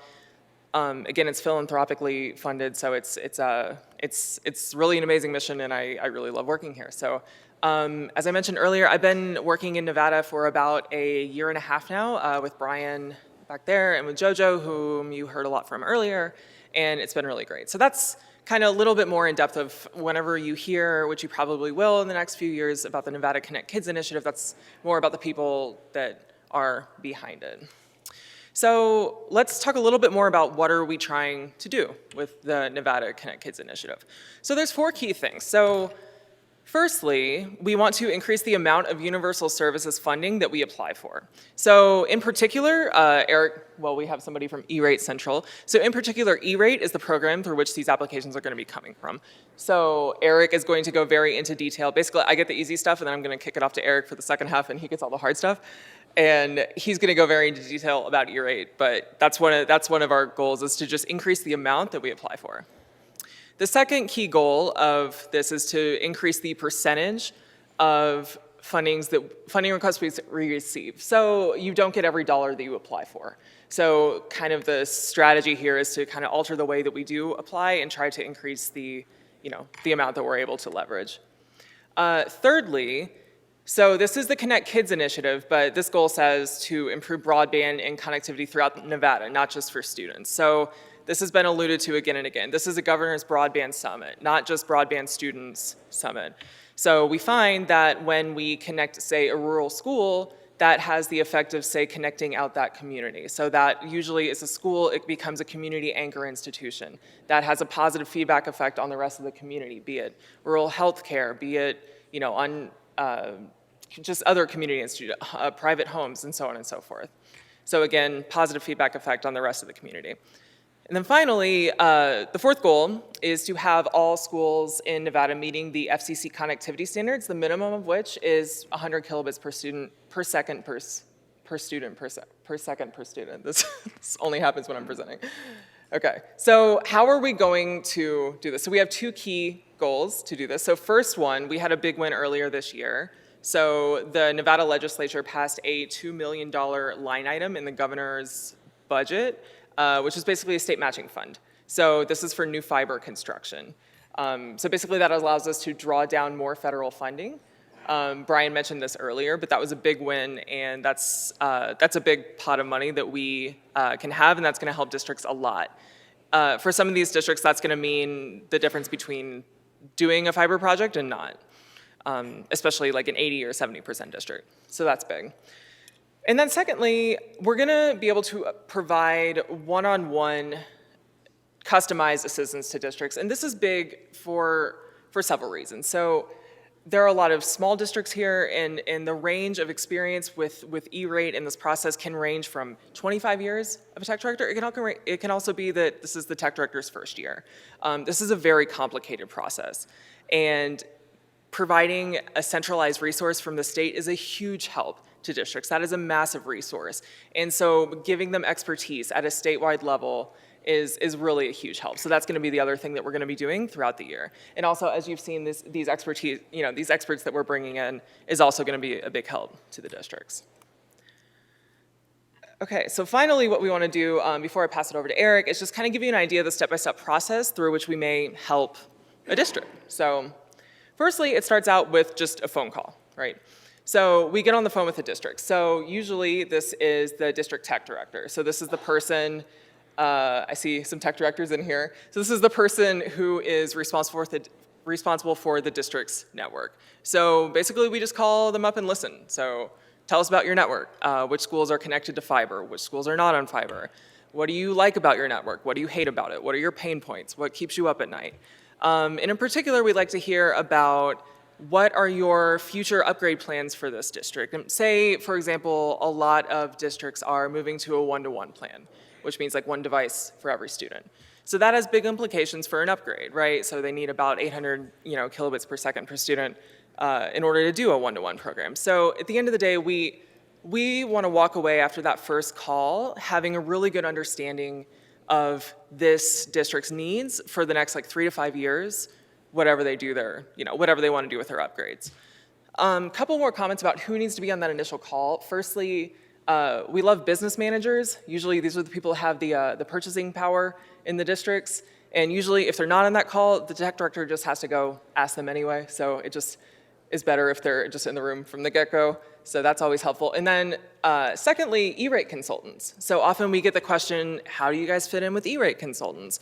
So we're totally supplemental. We love E-rate consultants. We love to bring them in from the get-go, from the earliest point possible. So that's another person, if the district already has an E-rate consultant that they like to work with, definitely bring them in on this initial conversation. They're also a decider, so it's good to have on that initial strategy call. So after that, so with the tech directors, we start kind of researching options. So given where they want to go, we start figuring out what technology might work for them, and just try to figure out, and then also how we may couch this in terms of an E-rate upgrade. How we may couch this in terms of the forms. And then after that, so we start developing a strategy. So a couple things here. So they need to formally apply for the E-rate. So they need to formally tell the federal program, hey, we want to apply for these services. So that's called a Form 470. Eric will tell you more about this, but that basically describes the services that you're going to request. This is a very complicated form. There can be many, unfortunately, a lot of denials happen because of little nitpicky things, and there are a lot of ways that districts can go wrong. That's where it's really helpful to have experts by you to help you through this process and just really guide you along the way. So that's one thing. And then secondly, they need to tell the service providers community that, hey, this is a project. They need to solicit bids for their project. One thing that we have found in our experience that is really helpful for districts is we have RFP templates. So these are basically pre-formatted RFP templates where they can basically fill in their kind of district wish list in this pre-formatted thing, kind of fill it out, turn it around, post it to a publicly open forum for service providers. Service providers can see it and then kind of understand this is the project that is now open for bidding. Next step is once they receive bids, we help in the analysis of those bids and help them, once they choose a vendor or vendors, communication with the vendors in terms of procurement. And then finally, during the implementation phase, we really want to see good results, so we're also there for technical support. So in summary, so this kind of guides you through the E-rate cycle, how we may help a district. So we can do one of these things, we can do all of these things. It really just depends on what a district wants or needs. So that's kind of what we can do. And now I'm going to give it over to Eric, who's going to tell you more about the E-rate process itself. Thank you. Yeah.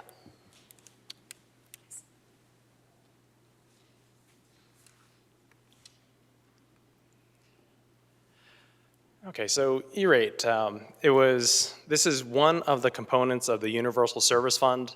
The Universal Service Administrative Company is the administrator of the program, and they were created by the FCC. There is $3.9 billion available for schools and libraries to be drawing down funding from this program. And depending on the poverty level of the children, or the parents of the children, that determines how large or how small of a discount one can receive through E-rate.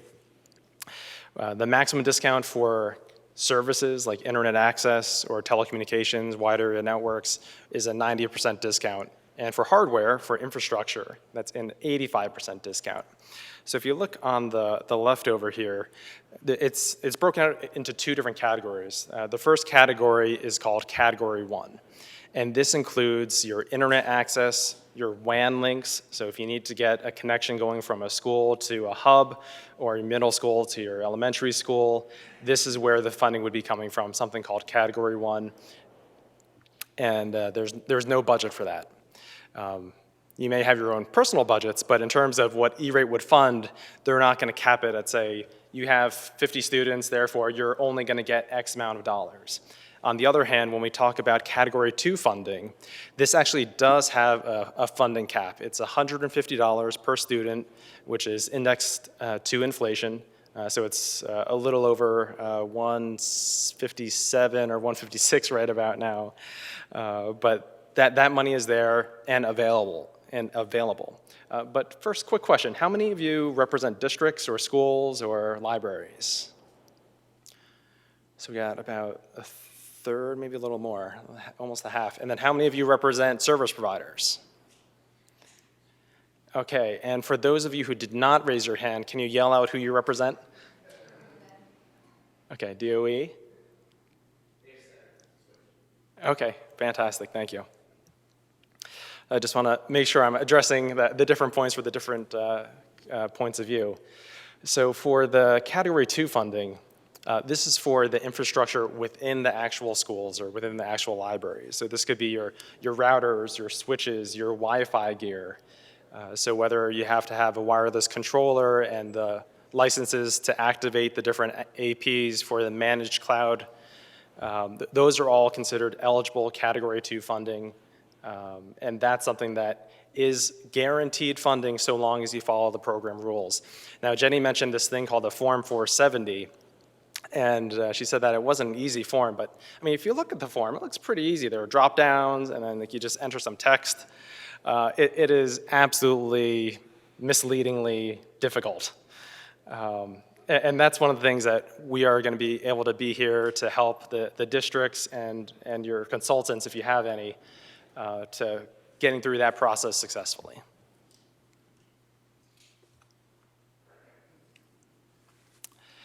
Now, Jojo had talked about the differences between different states and how Nevada had, is not, I don't want to say lagging behind, but there's room for improvement. So Nevada has 0.8% of the nation's K through 12 students and receives only 0.4% of E-rate support since 2013. So that is a real area for improvement. We will be able to get that funding up dramatically with this coordinated state approach. We talked about the Arizona model, and if you look at Arizona, you can actually see that they didn't actually apply for more funding as the years went by, but what they did do was they improved their success rate. And that's really where we are going to do our best to make sure that we see the improvements here in Nevada. We want to see that the requests that we're putting in at the state level, at the county level, at the district level, even at the school level, that these are actually getting funded. So there are lots of pitfalls And what we're here to do is try to help you navigate through all of those and to avoid as many as possible. Utah also incredibly successful with their state approach. You can see that in 2013, they had 89% funding, so they applied for $33 million and they received $29 million out of that. Whereas in 2014, it was, up to 97%. So they pretty much got everything they requested. And sometimes when you see these deltas, like why didn't they receive funding?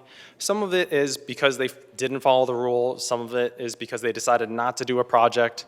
So there are definitely different types of nuances within these numbers here. But you could see that we had here in 2013, 50% in Nevada, and then it increases by 1%, but then it also drops to 37%. And that's something that we want to make sure does not happen going ahead in the future. Okay, so let's talk about the actual timeline. And right now we are in the busy season. So right now it is 470 filing season. This is where the districts are going to be making their requests to say that we're looking for a wide area network, or we're looking for faster internet or more internet. How many service providers are comfortable using the USAC website and know how to navigate it to find potential business opportunities? Is there any service provider who hasn't been on the USAC website? Because if there is anyone, just find me afterwards, because that's the absolute first critical step that you need to know in order to participate in this program, is how to find these business opportunities. So the 470 is the district's way of saying, here are the different services we're looking to procure this upcoming funding cycle. And as a service provider, you'll look at that to figure out, okay, of this menu of things that the district wants, how many of them can I fulfill? So what we will be able to do is we'll be able to help provide some templates for districts. We know that districts have different levels of expertise. So some people are, entrenched in IT and others are not. So when we partner with Joe and we partner with ESH, we're able to provide a bigger bench for you to pull from. So if you don't know what types of services you should be applying for, that's where we'll be able to come in and support you. Whether you have an existing consultant or not, we'll be able to help your existing consultant and you be successful in figuring out what areas of opportunity you have to help draw down more additional funding. Now, one of the things that Mighty River is going to be able to do for us is, if you don't know what type of hardware that you need in your facility, they actually have access to a tool that we'll be able to give to you so you can help figure out and design your local area network and your infrastructure. And that'll give you a blueprint that we can use to create that 470, put it out there for all the different vendors to look at, review, and bid. And then we'll have to actually, let's talk about the competitive bidding period now that we're here. So the 470, it has to be posted for 28 days, and that's an absolute minimum. When it comes to WAN builds or special construction, we're advocating 2 months or more.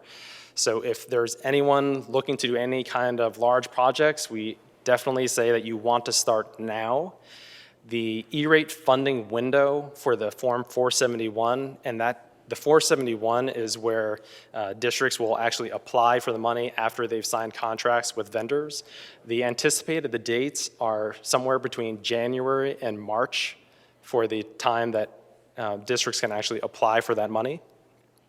So if you want to back January up 2 months, that's in the past now. So that's why we need to get going right now, ASAP, and we have resources to help the districts get that out the door for service providers to start reviewing and bidding.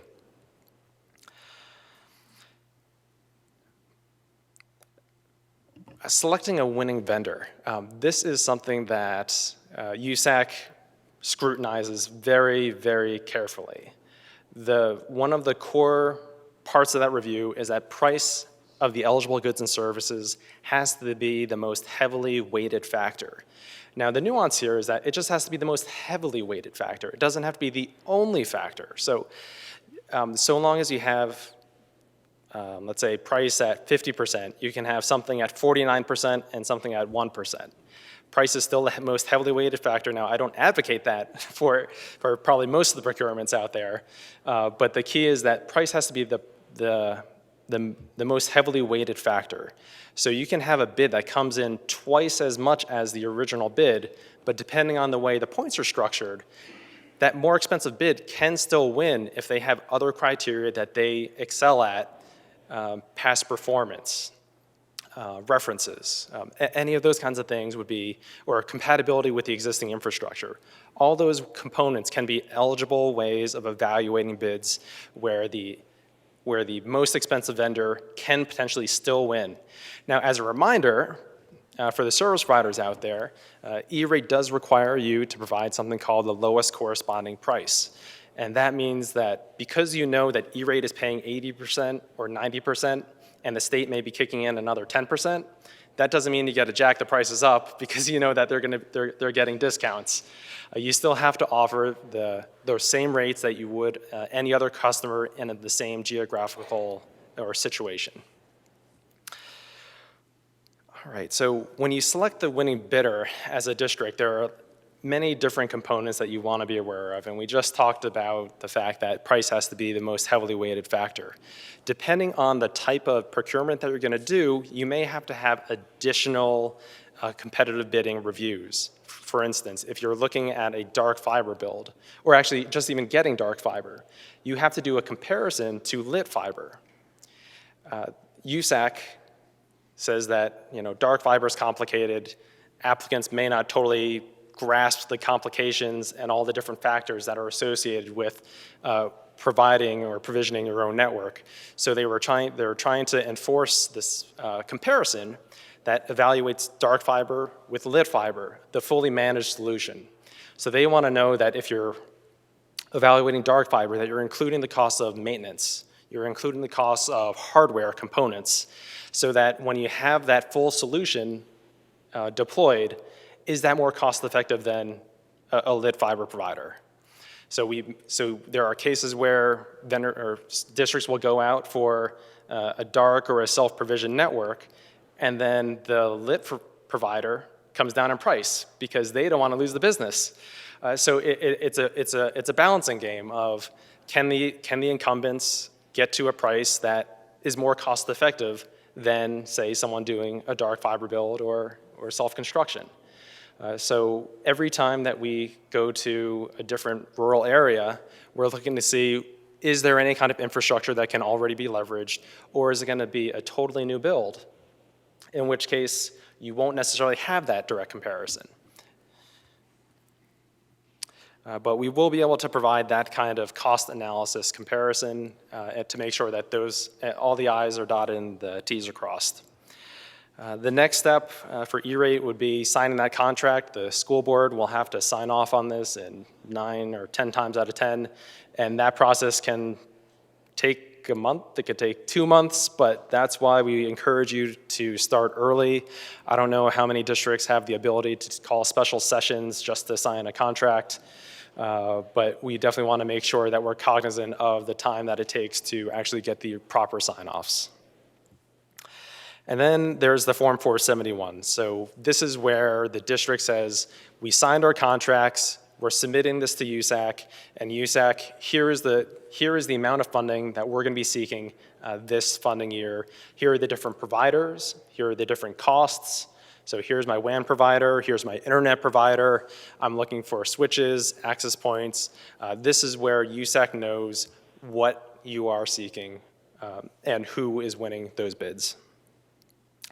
So the timeframes on that, again, the 470 starts in November, and so we're definitely in the thick of things. The competitive bidding period happens at minimum 28 days. Again, we definitely recommend 2 months for more complicated projects. The January timeframe is when we'll see a lot of the awards coming in, and that'll get pushed into February depending on when the 470 is released. February through March timeframe is when we need to see those board's approvals. And then in March is when the Form 471s will get submitted. However, the people who are on top of their game and are able to finish their competitive bidding and sign the contracts in the December or January timeframe, those 471s can get in early. And then USAC will likely review those sooner than others. They don't say that there's a FIFO, but when there's 30,000 applications and you're one of 1,000, your odds just seem better than being at the end of March with a lump of the 30 to 40,000 applications. So if you have any questions, the full team is here to support you. Again, we are here as a tool, so feel free to use us as much or as little as you want. We definitely want to be working with your existing consultants to make sure that we're providing the fullest service that we possibly can provide. And with that, I guess we have time for some questions, and we have some questions from John. And in the essence of this whole broadband summit, what does the E-rate process look like if we're trying to run 20 miles of fiber, you've got a hospital, a school, and a telco that all want to partner in on getting that infrastructure in place? What's that E-rate process look like at that point? Because this, what you just explained is if I want to self-provision my own network, but I want to partner with some folks to bring the cost down. so the simplest answer is it's challenging. What you're talking about and the way that that would be successful would be if we developed a consortium of both eligible schools and then other community anchored institutions such as the hospitals. So there is a way of applying for funding, but that requires extreme coordination between the rural healthcare groups as well as the districts. What we would like to see is potentially dual procurements, where E-rate is going on one track and the state or the counties are going on the exact same parallel path. So that way the timelines align and a single provider can see the full scope of what the district or the county is trying to accomplish.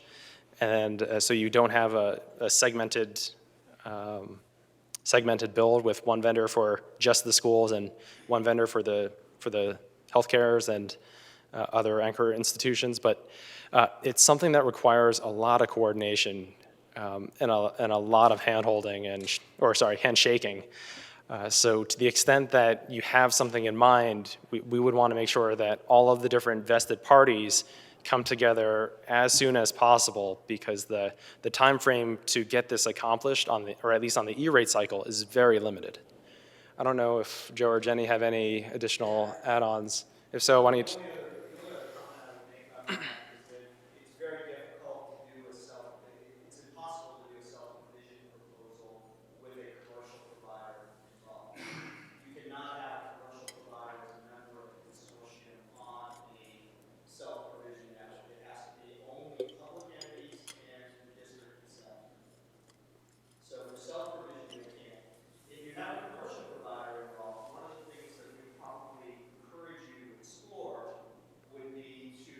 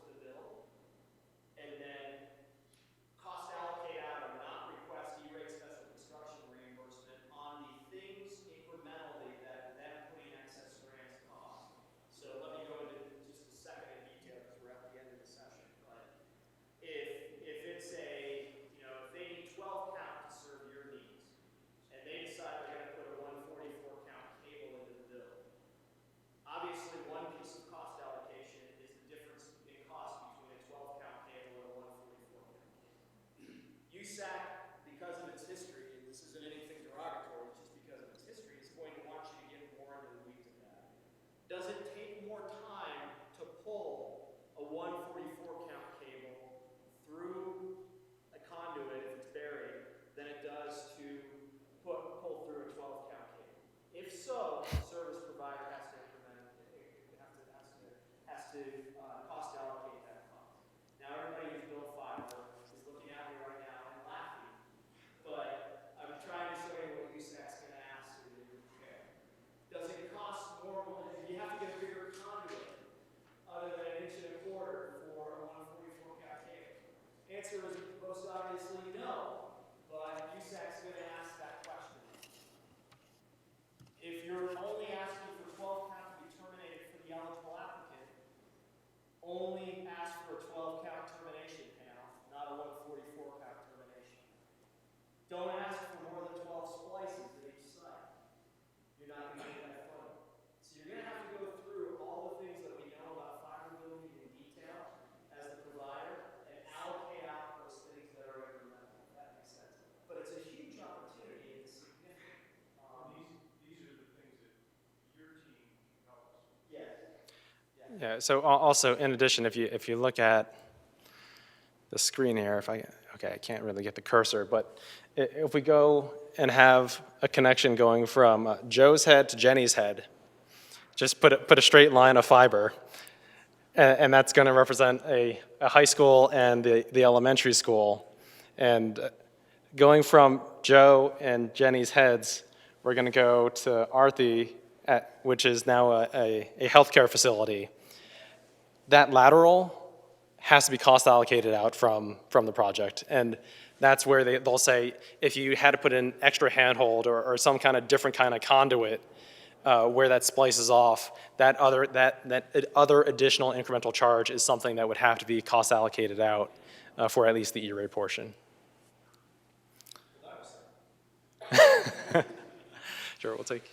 I'm dealing with a tribal school who, at this point, is not getting any kind of USAC funding, but they get some kind of reimbursement from a tribal education committee. Would they also qualify for USAC? I mean, for E-rate at this school? It's a very remote school. Tribal entities are considered eligible so long as the nation considers them an eligible school. We have definitely dealt with tribal entities, and several of them have been funded. So I think it really is just a matter of, presumably they're a nonprofit. They're K through 12 or Head Start, yeah. Yeah, so they would be eligible.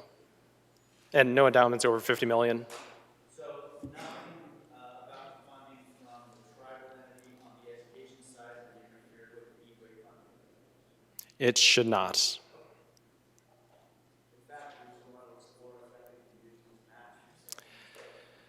Yeah, so one of the points that Joe just made was potentially state money can be used to match a build.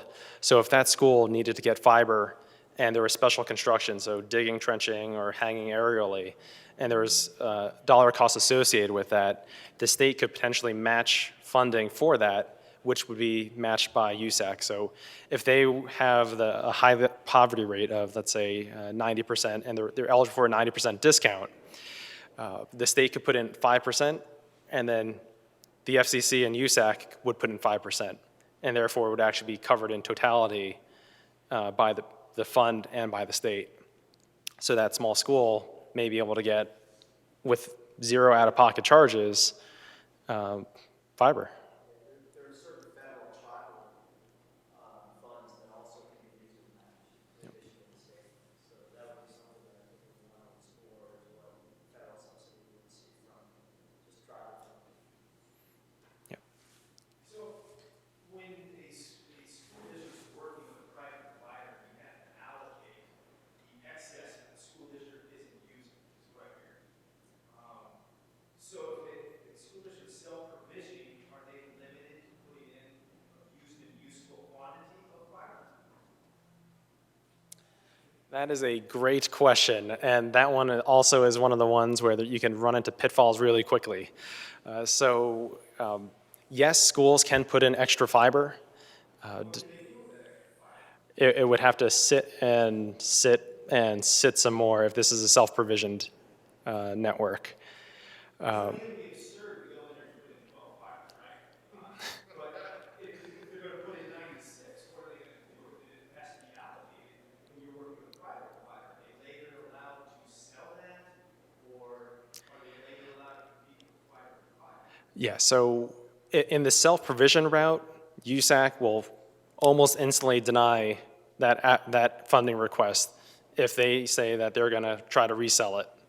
That would be a instant denial for sure.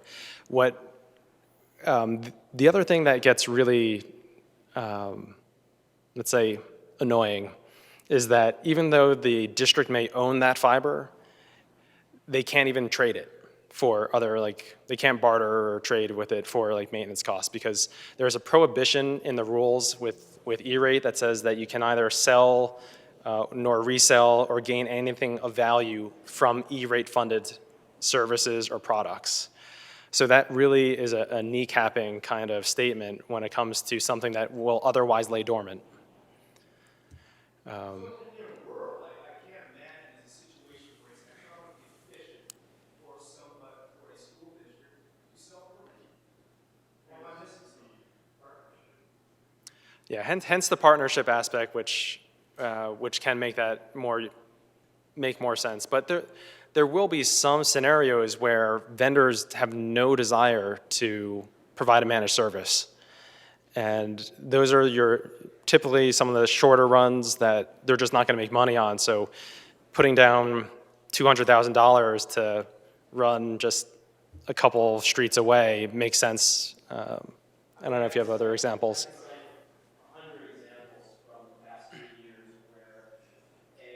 School district is paying, $3 grand a month for a 1 gig connection on a less than 2,000-foot fiber line. And in that case, you wouldn't be factual. It makes more sense for them to go and bid out building that 2,000-foot fiber run on there, because their ROI on that's less than a year, under normal circumstances. When you're talking, you are absolutely 100% correct when you're talking about building a whole complex WAN.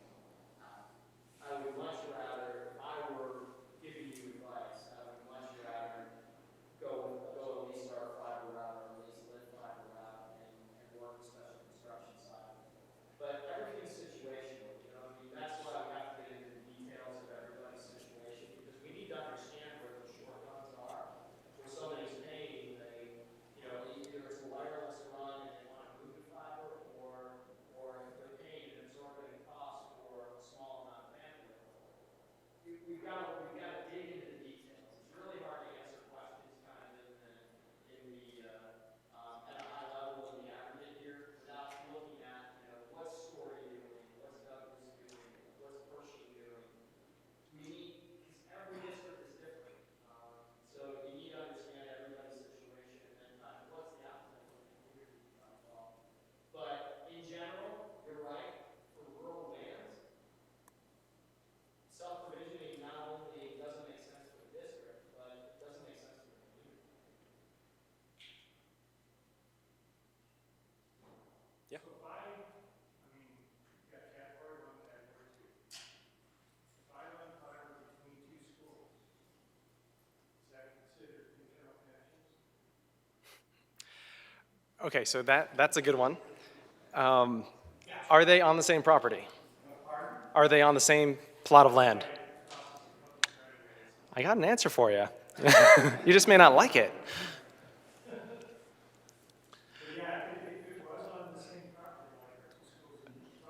If it's on the same property, you could choose and elect to use your Category 2 funding to pay for that, to alleviate yourself from the burden of the USAC rules that require to do the bidding against third-party networks. And sorry, I say bidding against third-party networks, which is the USAC lingo for if you select self-provision fiber, you have to bid it over third-party networks, which is inclusive of lit fiber providers, dark fiber providers, microwave, satellite. It's one of their catch-all terms that may not be known to the general public. Yes?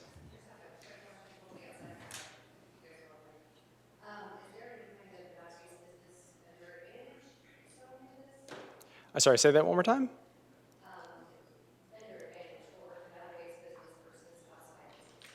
Oh, okay. That would be totally district dependent.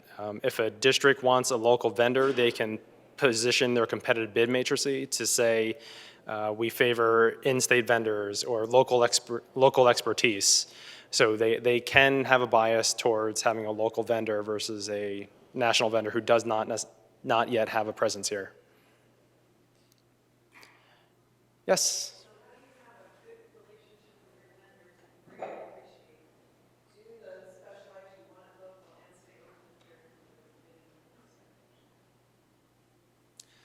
So the question is, how do you stay above board during the competitive bid process when you have incumbents and you have other potential vendors? One of the key things that we'll recommend is if you are going to go out for some kind of project, wait until the 470 is released before calling up your favorite providers and saying, hey, we're going to do this project. USAC is very, very, one of the core rules about E-rate is that there has to be an open and fair competitive bidding process. And if you give someone, a company, even if it's inadvertently, if you give them an edge, such as, look on this day, we're going to post a procurement for X, Y, or Z, USAC will view that as they had X number of days in advance more than the other potential competitors who only learned about it by getting posted to the USAC website. So our guidance is to wait until the 470 is officially posted before starting to engage any of the local vendors and answering any kinds of questions. The other key things about answering questions to vendors is that all of those questions that come in should come in writing and should go out in answer form in writing and then also posted to the USAC website so that a vendor who may not be local and may not be on your traditional emails to your 5 local vendors, that anyone has access to that information and anyone can bid on that project with all the same knowledge as any other vendor. Okay. One last one? Yeah.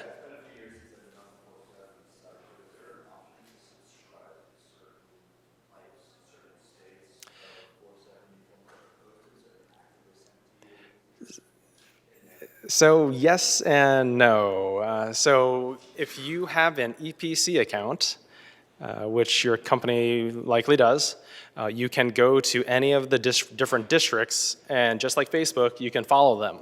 There's a follow button, and if you hit that follow button, it will, in your news feed, pop up every time an RFP is posted or if an RFP attachment has been uploaded. So if someone put out an RFP and here's all the bidding information, and then 30 days later, we're going to answer questions and answers.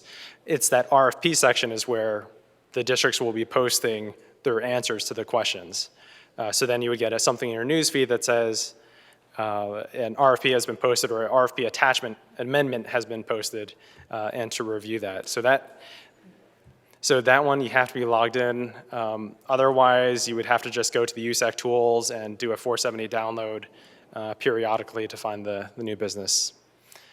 But hopefully they work out something where they could push out information easier in the future, but that's not on their current radars.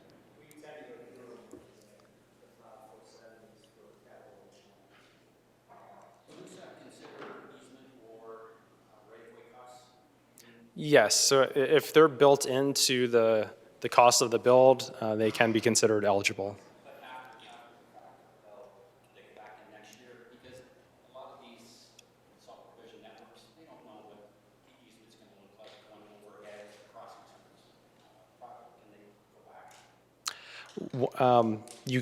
They would not be able to go back in time and add those costs. It would have to be, going into it, they would have to do a very, very thorough assessment and really do their best to make sure that all those costs are itemized up front as opposed to post facto. All right, I think this segment is done. Thank you. And are you guys up next, or? All right, so I'm going to hand the mic over to Arthi and Joe for the next segment.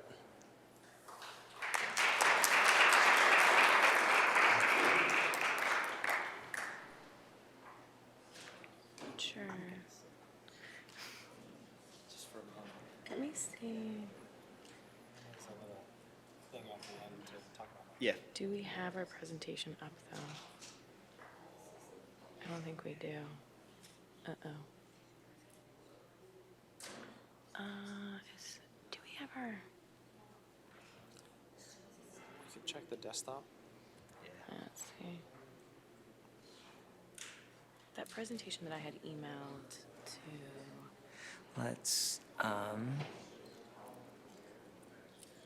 Let's check here. Now they can put it on the phone real quick.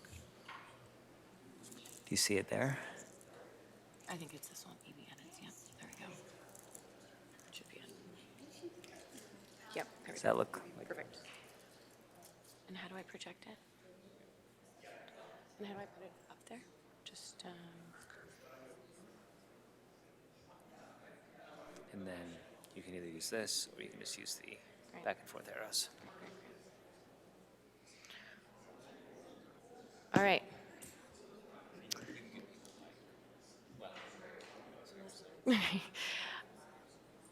Should we just get started, or should we? I know 12:15. We're gonna start in a couple minutes, so if you guys want to take a quick break, you can. Take a quick stretch and Or if we'll you get just started. wanna escape and not have to listen to E-rate stuff anymore. I'll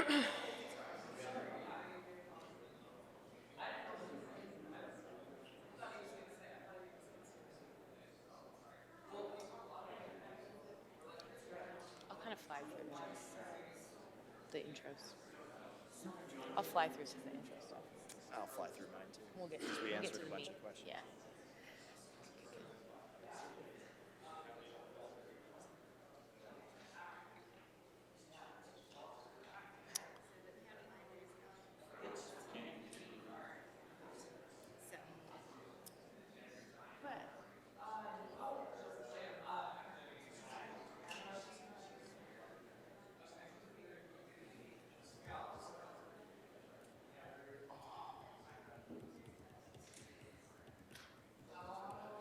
At the end, I think you're going to say this. All right, I will. Yeah, or I can come back and say it. So should I have announced the break or something? No, we just said we'd get started in a couple minutes. What time? It's 11.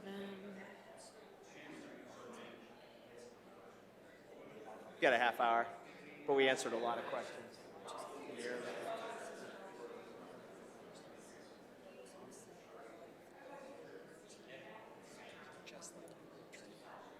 The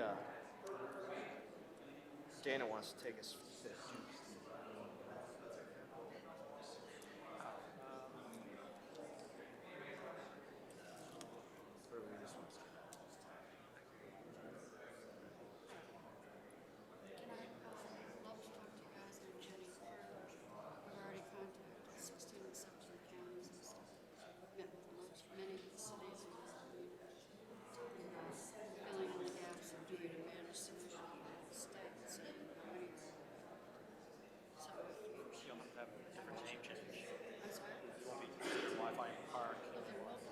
Wi-Fi in Nevada.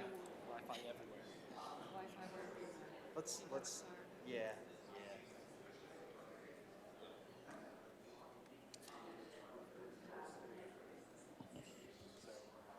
You can just send it to nevada@central.com. It goes to the whole team.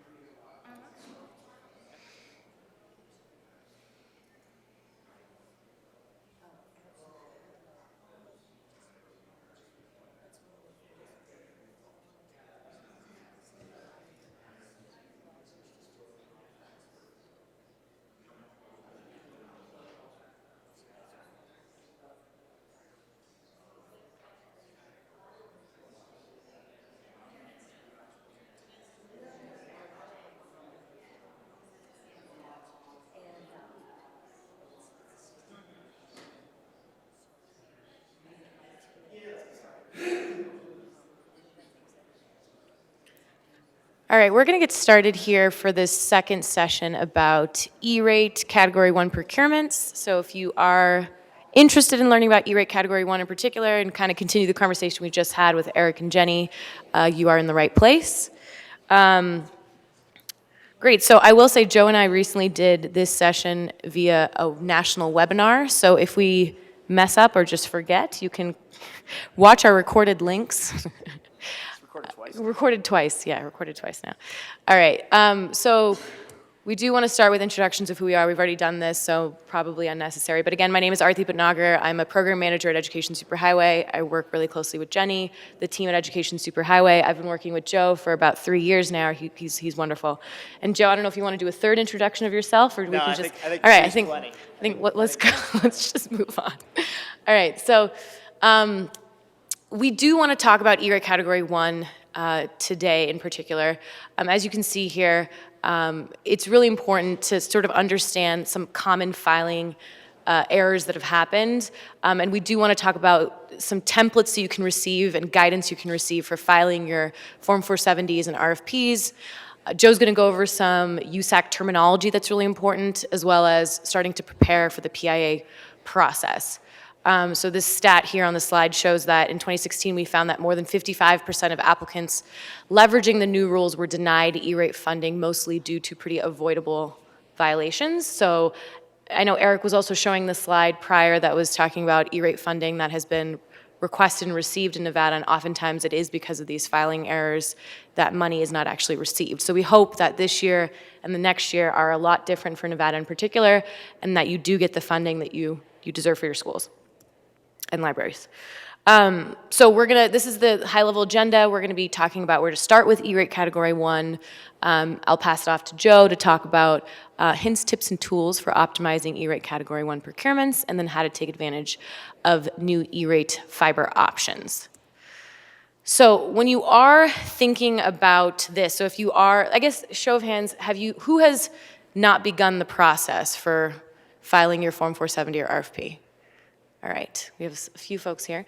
Okay, so the first step in doing that is really thinking about your own bandwidth needs and what's happening in your classroom. So what are your digital learning plans for the years to come? This is just some guidance that we've put here on this slide. The FCC adopted some bandwidth goals. So for the internet access connections, they've stated 100 kilobits per student. They were hoping that everyone would get to that by 2014, so that was the goal. And by 2018, getting everyone to at least 1 meg per student. And then for WAN connections, for 2014, a meg per student, and then scaling everyone up to 10 megs per student. A note here, if you do want to take advantage of state match funding, so the available funding through Nevada as well as the match with the FCC, you do have to show that your connections for internet access or WAN will scale up to a meg for internet and 10 megs for WAN. That doesn't necessarily mean that it has to be lit at 1 meg per student for internet or 10 megs for WAN, but you do have to show within your 470 or RFP that your connection that you're requesting has the possibility to scale up. So request bandwidth ranges that go up to that 1 meg or 10 meg per student range, and you're eligible then for state match funding.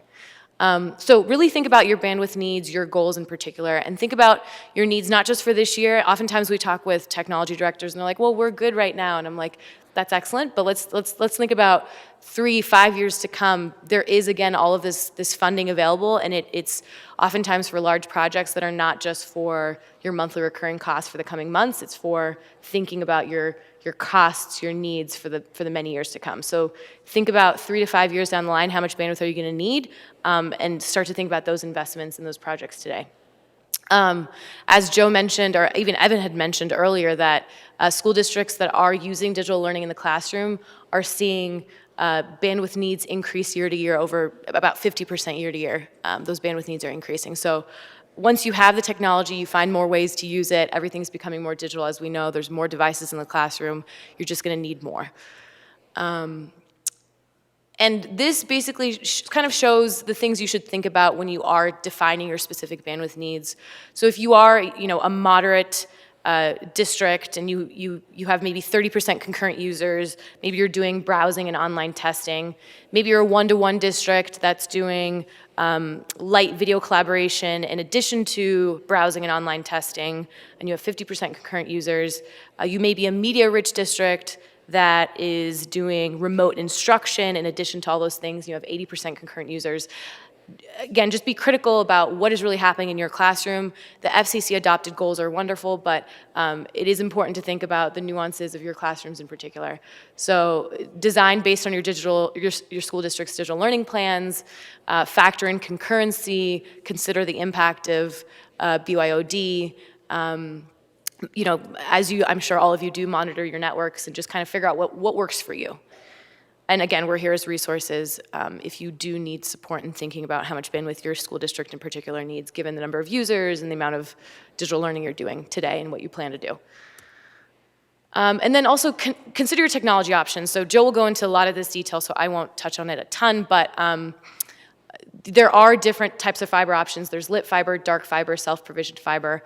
And with the modernization, now districts can procure a fully managed lit fiber service from a provider for different types of fiber options. So if you're thinking about anything other than lit fiber, thinking about self-provisioning your fiber or dark fiber, that is an option for you. And again, we can support you in that venture if you choose to do so. But dark versus lit fiber is sort of a classic own versus rent situation. So it's kind of thinking about, do you want to buy a home or continue to pay rent for your apartment? That's sort of the comparison that you kind of have to think about. And you also have to prove to USAC that if you do want to do anything outside of lit fiber, that the solution you are choosing is the most cost effective. And you have to think about not just your costs, but also your bandwidth needs for many years to come. So for 5 years, 20 years, if you're thinking about how much bandwidth you're going to need for the next 10 to 20 years and the cost for the next 10 to 20 years, is that more cost effective than paying monthly recurring costs to your service provider? So if it is more cost effective, then USAC will be far more likely to fund your project that is not just for lit fiber. Also compare other factors as timing, network quality, et cetera. In particular, if you are thinking about, if you're thinking about doing something outside of lit fiber, so least dark fiber, self-provisioned fiber, and you're like, I have no idea where to begin with cost projections and these bandwidth projections, definitely talk to me. We've created a calculator that makes it a lot more simple for you to use, and it was sort of blessed by the FCC. So we can, yeah, blessed, there you go. But we can work with you on making sure that when you are submitting your Form 471 and justifying to USAC that your solution is correct, that you feel confident that you've done the analysis and you can prove that it is the most cost-effective solution. So that's just the beginning of planning your upgrade. Joe, I'm going to hand it off to you to now talk about the rest of the fun details. Thanks, Arthi. Does anybody mind if I walk around a little bit? Can you hear me? My voice sensors project pretty well, so. The modernization order, this is just some of the basics, and I won't spend a lot of time on this, but between the two modernization orders, Eric and Brian and Jojo have talked a little bit about the first modernization order was really focused on inside the building, inside the school building, or inside the library, to make sure that broadband that was delivered to the door of the building got distributed within the building. Modernization order 2 actually did a couple of things. It added $1.5 million in annual funding to the fund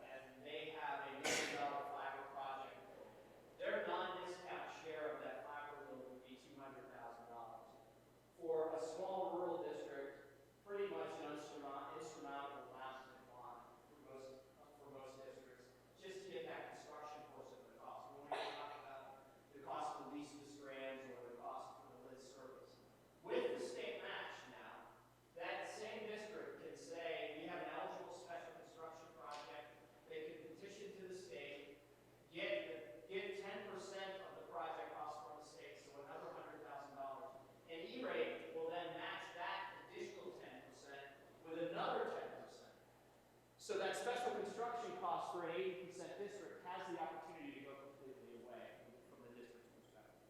They can't use state matching funds for the recurring costs for lit fiber, monthly recurring lit fiber services or monthly recurring leased dark fiber, but they can use the match for the construction of the new fiber. That's very, very significant. So think about that. That $2 million that the state appropriated has $20 million of buying power in the marketplace in construction of new infrastructure in Nevada. Because it's matched 1-for-1, but then you have 80% or 70% match that the school already gets from. So it eliminates the school's need, in some cases, if they're an 80% district or above, to have to pay for that infrastructure, for the new build of that infrastructure. So Eric talked a little bit about the 470, some tips for filling out your 470 if you're an applicant, and some things to look for if you're a service provider. Set a maximum bandwidth that will allow you to scale to the need that you have for the term of the contract. If you're bidding 5 years and you need a gig per location today or 100 meg per location today, we've just been telling you that with the onset of digital learning, and you know what's going on in your own districts with one-to-one and things like that, don't bid 100 meg as your sole option on the 470. Bid increments so that you can use that same contract that you award through the C-rate process through the entire term. You don't want to put yourself in a situation where you only bid 100 meg and then you have to upgrade. You have to go through the whole 470 process again. You have to, you have to attempt to do whatever you can with the existing contract. There's normally a cancellation fee. You're pretty much going to be hamstrung at that 100 meg for the 5-year term. So it's always good to bid a range of bandwidths, award the contract based on a range of bandwidths, and then be able to upgrade within that contract vehicle without having to go through the procurement process again. Does that make sense to everyone? That's a good best practice that we've kind of learned. RFP documents, if you are required to put in an RFP, we'll get into that in a minute, have to be posted with the 470 to Epic. And then make sure the requested on the 470, the service that you requested on the 470, if you have an RFP, make sure that same service is mentioned in the RFP. And I'll get into that in a minute. But so, for example, when you bid leased dark fiber and leased lit, you're required to bid leased lit fiber as a comparison. Make sure that both of those services are outlined what you need in the RFP. They're both mentioned in what you need. So your bandwidth levels and your term of contract. Do you have a question? Okay. And feel free to ask questions as I'm going through. So make sure that like number of strands for leased dark fibers in there, and your bandwidth levels and the terms of the contracts are in the RFP. Know your E-rate terminology. USAC has very specific terms for service types, and unfortunately they change them all the time. These are this year's updates for funding year 18. So to bid leased dark fiber, as I mentioned, you have to bid both leased dark fiber and leased lit fiber. Okay, because what USAC wants you to compare, if you're comparing your own dark fiber network, they also want you to compare it to a fully managed service and choose the most cost-effective over the term. Self-provisioning, we've already mentioned self-provisioning is where the E-rate applicant bids to build and own its own fiber network. USAC wants you to compare that to any other type of service over any other transport medium, fully managed service. That's what services provided over a third-party network is. So they want you to compare building your own fiber network with wireless services, with coax, with copper, and with fiber-based services. Okay? So you have to use those terminologies together. When you bid self-provisioning, you must bid services provided over a third-party network. Go ahead. I don't want to say that the term's a little erroneous, but this year in looking at most of 470s, I'm seeing a plethora of leased lit. The definition on USAC's site of leased lit is a little gray. In carrier language, leased is a 5 to 10 year term. Yes, sir. And on the USAC site, it seems to be Bidding from a month-to-month contract to... But would provider services like point-to-point, point-to-multi-point, hub spoke, would that qualify for that? It would. Least then? It would. It would. If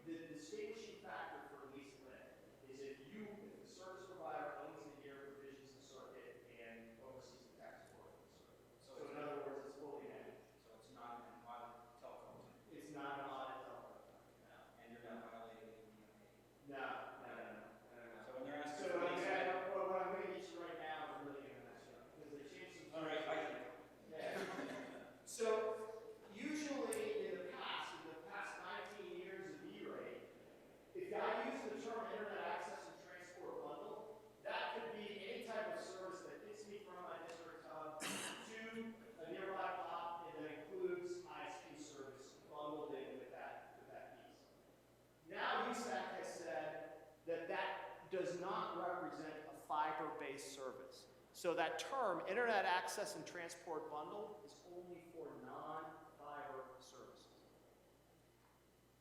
And the same with transport only. You just mentioned point-to-point. Transport only now, which is usually a point-to-point fully managed circuit, is now for non-fiber services only.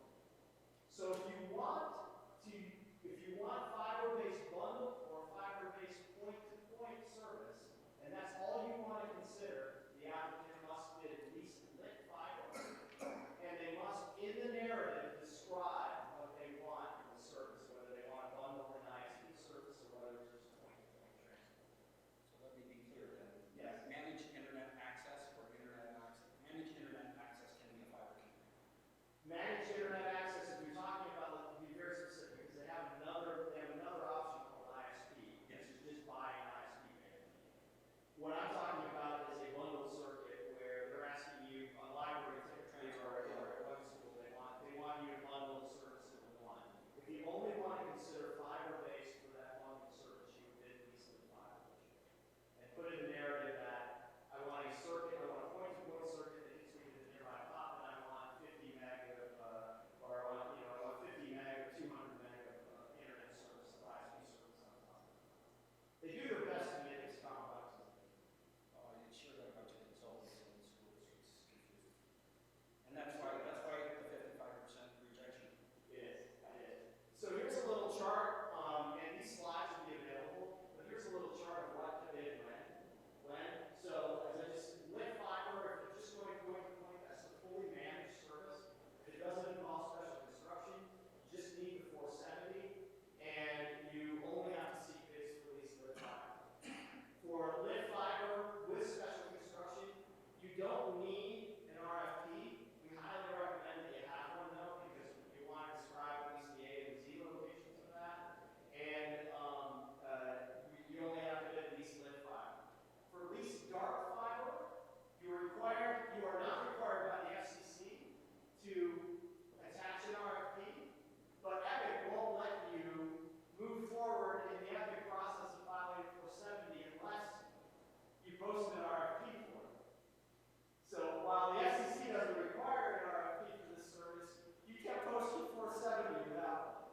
So it's one of those weird things. But you also have to bid a lease lit fiber option. For self-provisioning, as I mentioned, you have to bid self-provisioning and services provided over a third-party network for you to compare it. If you want to look at both lease dark fiber and self-provisioning options, you have to bid all four of these.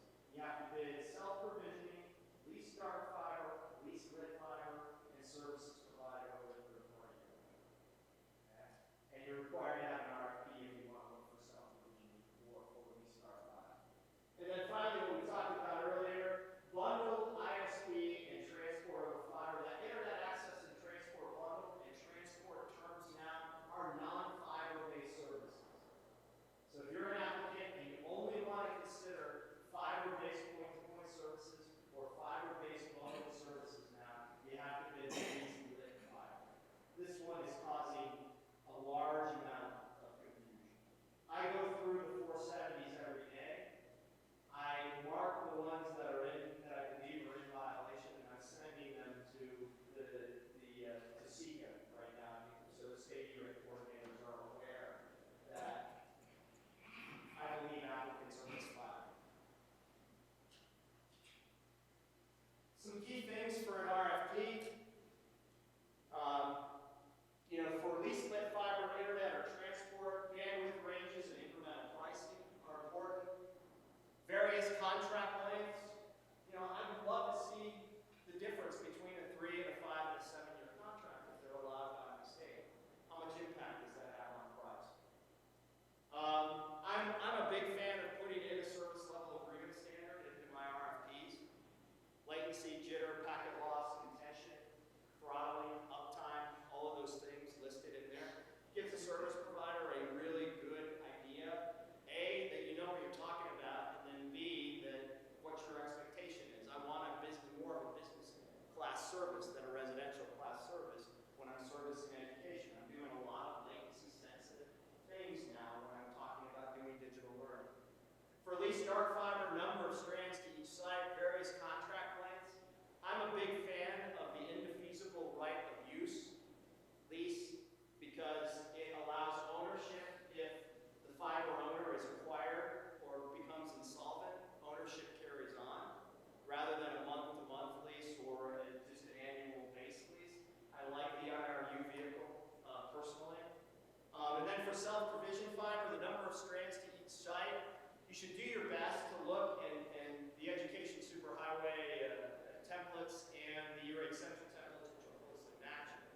there's some construction spec.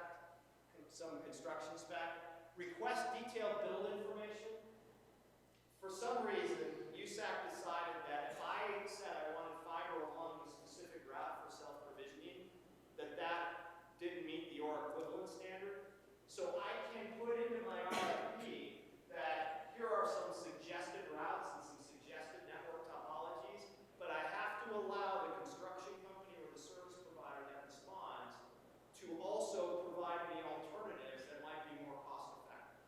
I cannot just put in my RFP that I want fiber to go from here to here and I want to follow this route anymore. I've got to have your equivalent standard in there or else I'll get dinged in the PIA, believe it or not.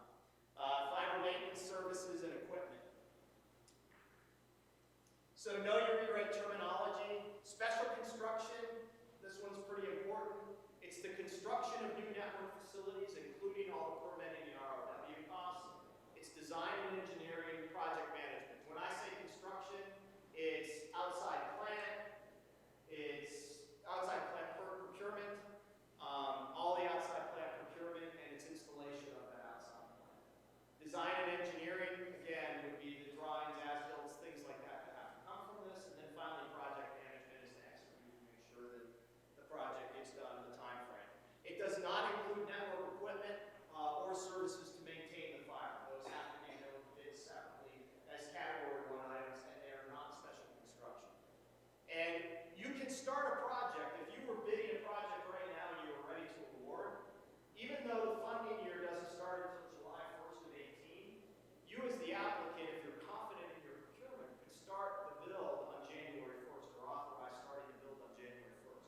The only issue with that is if you don't make it through PIA, if you don't get a positive FCBL, somebody's got to be responsible for those costs, and most of the time the service provider is not going to take responsibility for those. So the applicant is going to write a good narrative in the 470. We gave you a couple of examples here, particularly if you're not going to have an RFP for at least lit fiber service. Give as much detail as you can. You know, what your bandwidth levels are, all of those things. We gave you an example of good narrative versus one that I believe would be a complete. And 470 templates and RFP templates are on the Education Superhighway website. I know that Jason Warchel, Josh Chisholm, the technical folks, Brian Shee, who actually works with us here in Nevada, and I go through these almost weekly to make sure that they're updated and putting things in. One of the things in the service provider community, there's a lot of questions that have come with special construction projects. And a lot of questions that service providers don't want to answer. Unfortunately, cost per foot detail information is necessary in order for USAC to fund this stuff. And they want a lot of detail that I know that a lot of providers are not comfortable or consider competitive advantage to be supplied. We're still working on through how that does, but USAC is allowed to keep some of that information confidential. So keep that in mind when you ask for it. The only thing they're obligated to show publicly is the Form 470 and Form 471 file. Avoid the 3 big gotchas. The 28-day bid period is a big gotcha. Eric stressed this when he was talking, but if you're going to answer a vendor question as an applicant, this is a fair and open and fair competitive bidding process. So every vendor has to have access to any information that you give to any other vendor. That's the biggest thing about these first two. And if you answer something that is not in the RFP and you are close to your bid deadline, you have to extend your bid deadline so that the community of vendors has the opportunity for 28 days to consider that change that you just made. So in other words, if I add a location and I'm 14 days away from my bid deadline, I have to extend my bid deadline by 2 weeks in order to be compliant with E-rate. I have to extend it for 28 days.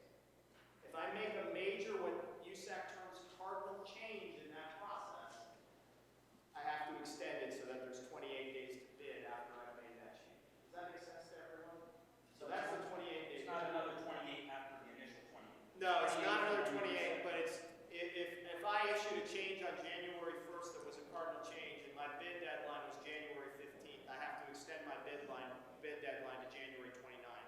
that from January 1st on, they have the opportunity to bid.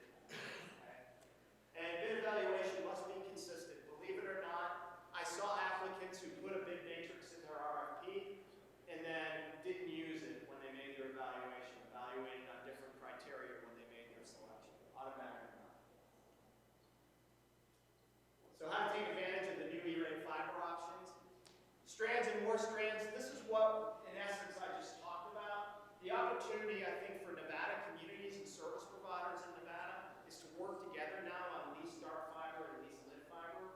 Originally, I thought that after leaving USAC, that if I was a school district and I wanted a leased dark fiber project, and I needed 12 strands for leased dark fiber in each location, and the service provider wanted to put 96 strands in, that they would own and move forward with to my locations. I thought that USAC was only going to cover 1/8 of the build cost, the pro-rata share of the cost of the strands that the applicant would use. Now what USAC has said is, oh no, we will cover everything except the incremental cost of those 96 strands. So the cost of the fiber itself and then any other incremental cost that come out of it. It's really a great opportunity to leverage the E-rate program now for community builds. It's something we should talk about quickly as we go out and do our service provider conversations and our school district and community conversations. Self-provisioning, again, you're pretty much limited to the strand count that the applicant needs. If you put more in, the applicant can only be the user of that. If you form a consortium, though, with another public entity like the government, or like a hospital, we can help you work through the complexities of that project in order to make sure the costs get allocated correctly. But for self-provisioning, you can only form a consortium with a public entity. It can't be a private source. Timing and guidelines. E-rate support is only available for fibers that are put into service in the first year. So you've got to put fibers into service. If you're bidding a leased dark fiber project that has special construction, USAC will only reimburse special construction costs for fibers that are put in to service before June 30th, so the end of that funding year. So for funding year 18, which runs July 1st of 2018 to June 30th of 19, those fibers need to be put into service by June 30th of 19 in order to get special construction reimbursement in that year. Self-provisioning community builds, we just talked about this again. A good opportunity for a real remote community where government and the school district probably dominate and they need fiber to their locations. They can work together on this. We'll help you through that with your E-rate consultant, working in concert with your E-rate consultant. But nobody else, no commercial interest can use that fiber, ever. Only at least dark fiber, at least lit fiber, can commercial interests put in excess strands and use it for the rest of the community for businesses and consumers. And then finally, state match eligibility. Arthur already mentioned this, but your projects need to scale. You need to show that they can scale. So in other words, if I have a 1,000 student school today, I would need a 10 gig WAN connection back. I need to show that that WAN connection back to my hub can scale to that 10 gig. Most routers we buy today, most switches we buy today are both 1 gig and 10 gig capable. It's enough to show the documentation that's of scalability. So we don't have time for questions, I don't think, but I think we asked a lot of them before, and I want to get everybody to lunch. So, and I'm the one who has to tell you where lunch goes, which is probably the most beneficial thing I'll say in 15 minutes I had. And we're right at 12:15. Wow. So head downstairs to the first floor, proceed toward the back of the building, behind the Sarah Winnemucca statue, exit on the left stairway to the sidewalk, proceed to the State Library and Archives building, and it's in the foyer of the State Library and Archives building. Follow the crowd.